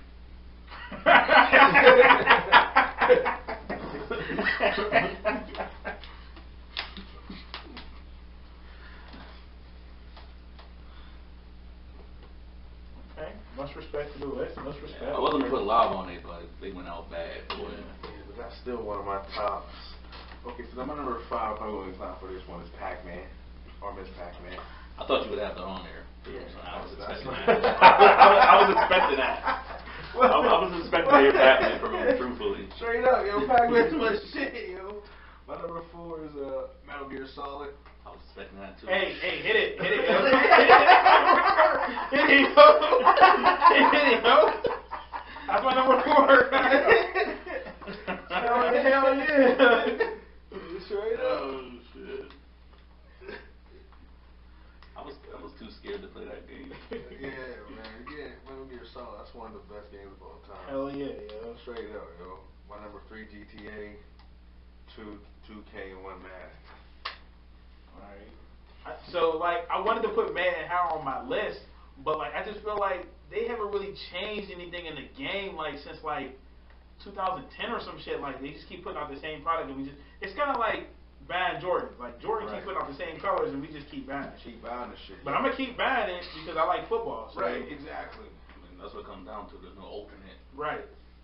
But I said my number 5 was Deion Sanders primetime football.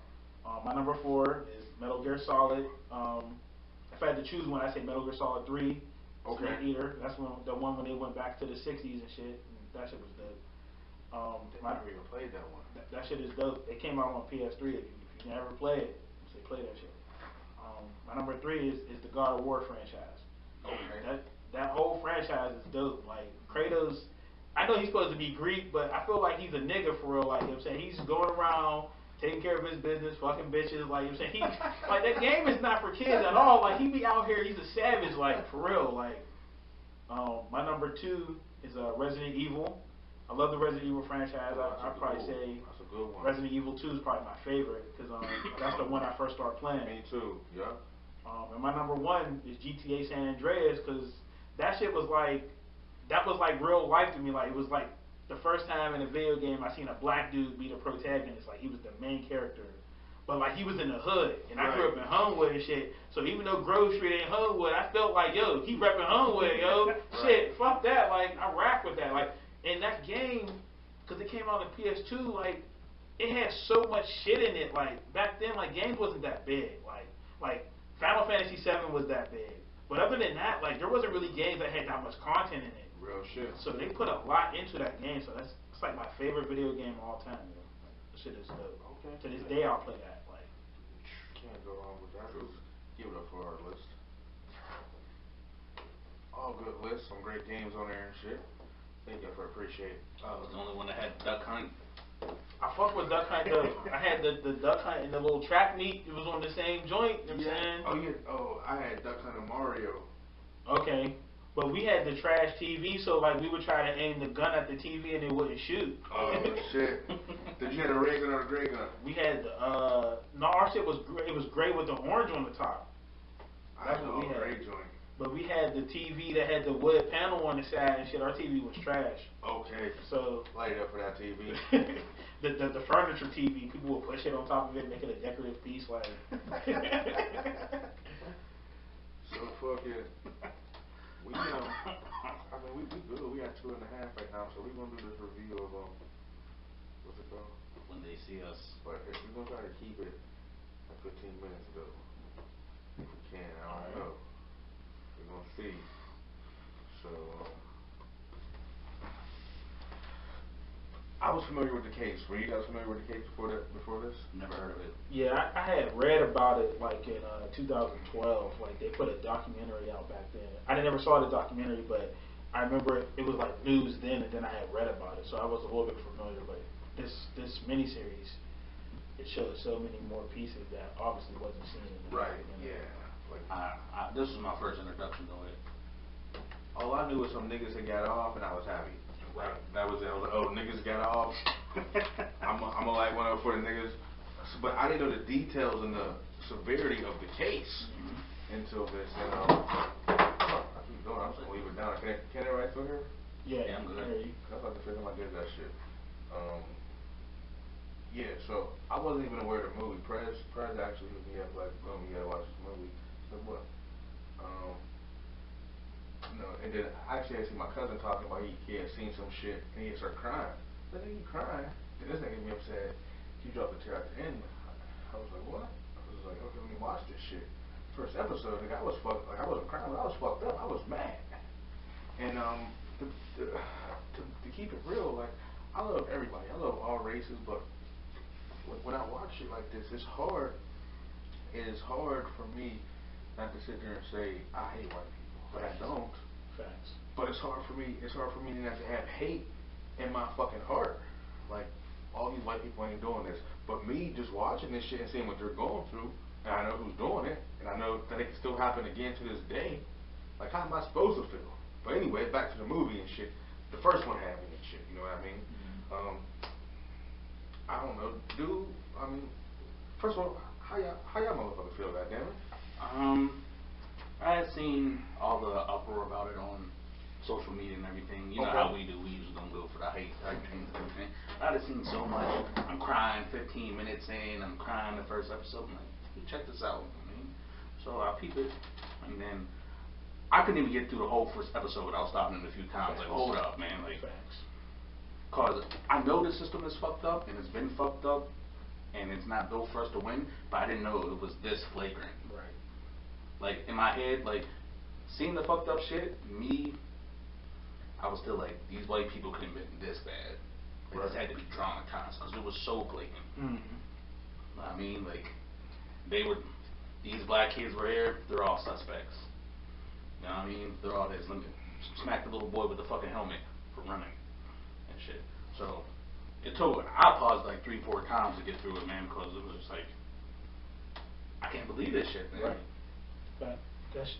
So the thing that was crazy about the movie, right, like, I watch shit like this and I instantly think about my kids, and it's like, damn, like, you know what I'm saying, this shit can happen to my kids. If it happened to these kids, it can happen to my kids, like, and I don't want that. And this is the shit that makes me fear raising kids in this time. Well, not even in this time, really, just in life, period, because you would like to think this happened 30 years ago.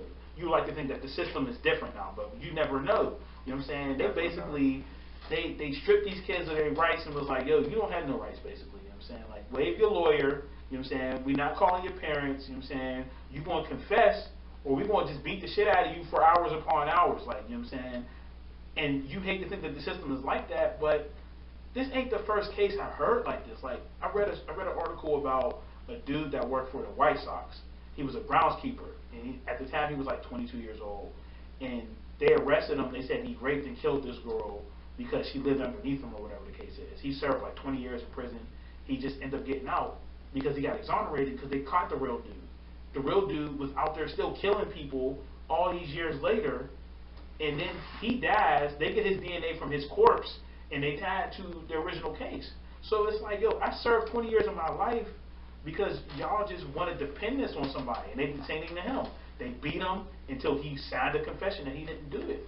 And it represents kind of like the duality of what the police is in the black culture. Like, we fear the police because they do crooked shit like this. But at the same time, you're supposed to protect and serve. So a song like Fuck the Police comes out, and we're like, yeah, fuck the police. Until we need them, and it's like, yo, where the fuck is the police? Because we need y'all, but at the same time, we fear y'all. We can't even be in the same room with y'all without thinking, yo, I didn't do nothing wrong, but I'm still scared for my safety. Shit, nigga, I'm legal, and every time they get behind me, I'm fucking scared. Like, nigga, I got insurance, registration, all that shit. Facts. And every time they get behind me, I'm like, oh shit, like, nigga, I'm tripping.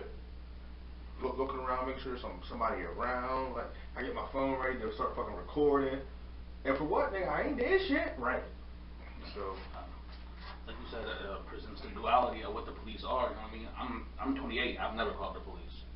You know what I mean? Nope. Cause fuck them. Yep. You know what I mean? Cause I don't trust them. cause fuck them. I'm only going to call them if necessary. I don't trust them and everything. And then, like you said, they strip these boys of their rights. You know what I mean? Make them confess. You tell the one Corey, hey, come down to the station. You'll be right back. Mm-hmm. Nigga wasn't even there for that long, and you whoop him and beat him into this nigga's confessing.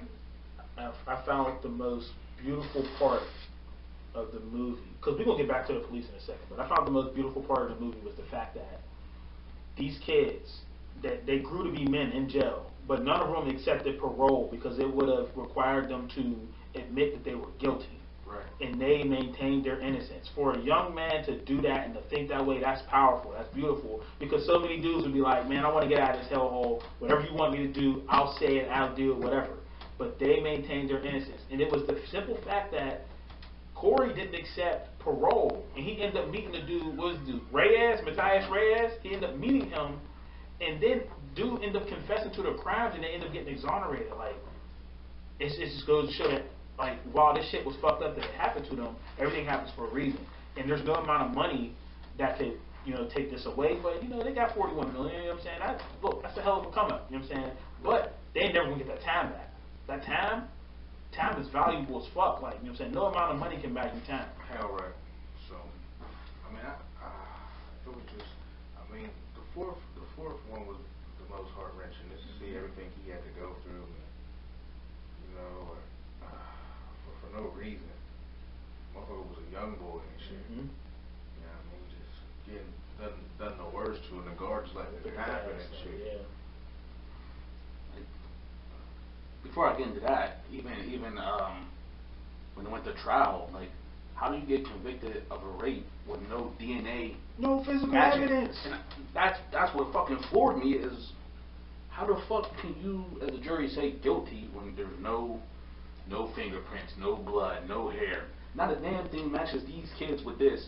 But oh, they're confessions, so you can't be coerced to say some shit. And I'll confess to some shit I never did right the fuck now.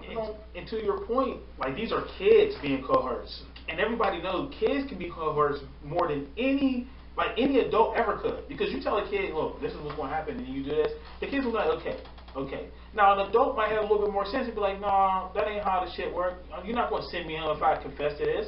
But a kid, look, if you're telling me I get to go home, okay. What really fucked me up, because sometimes I have a hard time separating the art from the artist. Yo, my man Omar told his son to snitch. I'm like, yo, Omar, what you doing, cuz? Like, you want to tell him to snitch on himself? He didn't even do it. Like, yo, both the dads and the parents, like, telling them, like, that was just dumb. They should know better, you know what I mean? Yeah. Regardless if the cop was going to tell your past business or whatever he approached you about, my G, like, this is your kid. And you know damn well that if he confesses, he's not going home. Absolutely. But yeah, like you were saying, that last episode, man, was gut wrenching the most. Cause I mean, this man the guard, let me know what you can do for me. He gotta give you 2 fucking crunchy bars Right. to be safe. Right. You let this man get beat up. The one guard's gonna get stabbed up, set up a fucking attack for the man when he gets there and shit. Like, and that's what's fucked up about the system. You're supposed to be like rehabilitate, but the people in there aren't trying to rehabilitate you. They're doing exactly what the cops do. Right. They're beating you up. They're setting you up. There's no help. People that are in jail get help from other inmates. Right, real shit. And that's, to your point, the entire system, it's not just the police, but the entire system has a corruption, like a film on top of it. Like, there may be good cops, good COs, but you wouldn't know it because all you see is the corruption, and it creates this dichotomy between, are all y'all corrupt, or all y'all good, and y'all are just telling us these are just minor incidents, like one-time incidents that just happen to just keep happening for whatever reason. It makes us think, as the black culture, as the black community, as the black society, that y'all all are corrupt. And y'all should all be treated as such. And it's like the old saying, like, it takes one apple to ruin it for the bunch. There's a whole bunch of y'all motherfucking apples that's ruining for everybody. Like, I can't trust none of y'all, because the moment I trust you, you want to fuck me over. And that's not to just say, like, that's just a white people thing, even though this film, it was more or less like, you know, the black people were getting done dirty by the white people, you know what I'm saying? Like, I thought that the title was powerful also. Like, it took for me to watch it all the way through to actually realize the power behind the title, because when they do see us as black people, they always think the worst. Like, you know what I'm saying? We can mean no harm. We can mean nothing but good intentions, but they always see us in the worst way. Hell yeah. Got some more to say?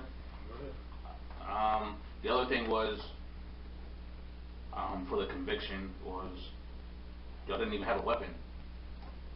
No physical Y'all evidence. said he hit her with a pipe. It was like, and the cop said it looks like one person dragged her from here. So they're like, fat people did this. I'm like, well, wait a minute, y'all theory changed, because y'all at first y'all were saying it looks like one person did this, and now y'all are saying it was a group pack mentality, even though there's no DNA from 5 people.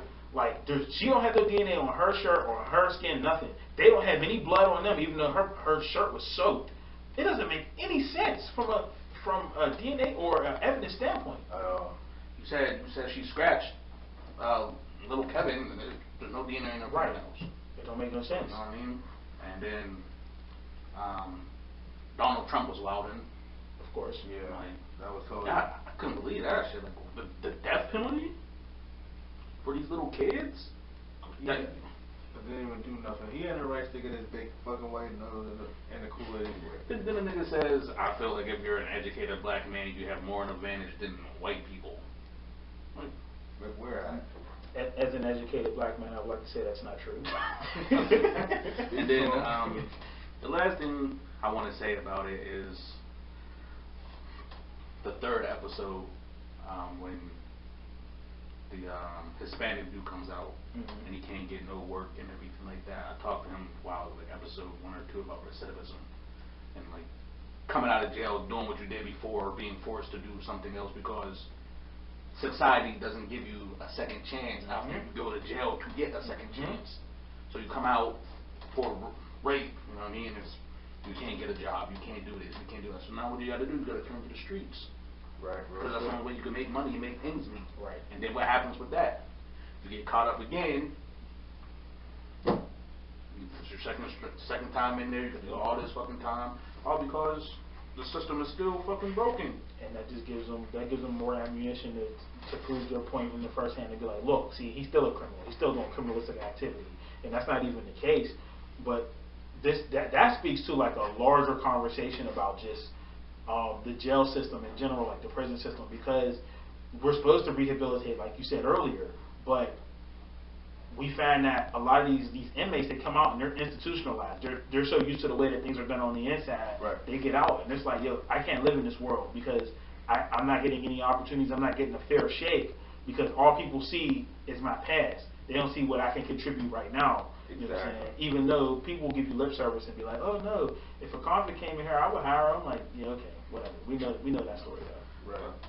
At least Linda Fairstein. Yeah, get her ass out of here. She should have been on those bands. She got dropped a whole bunch of people. Yeah. I want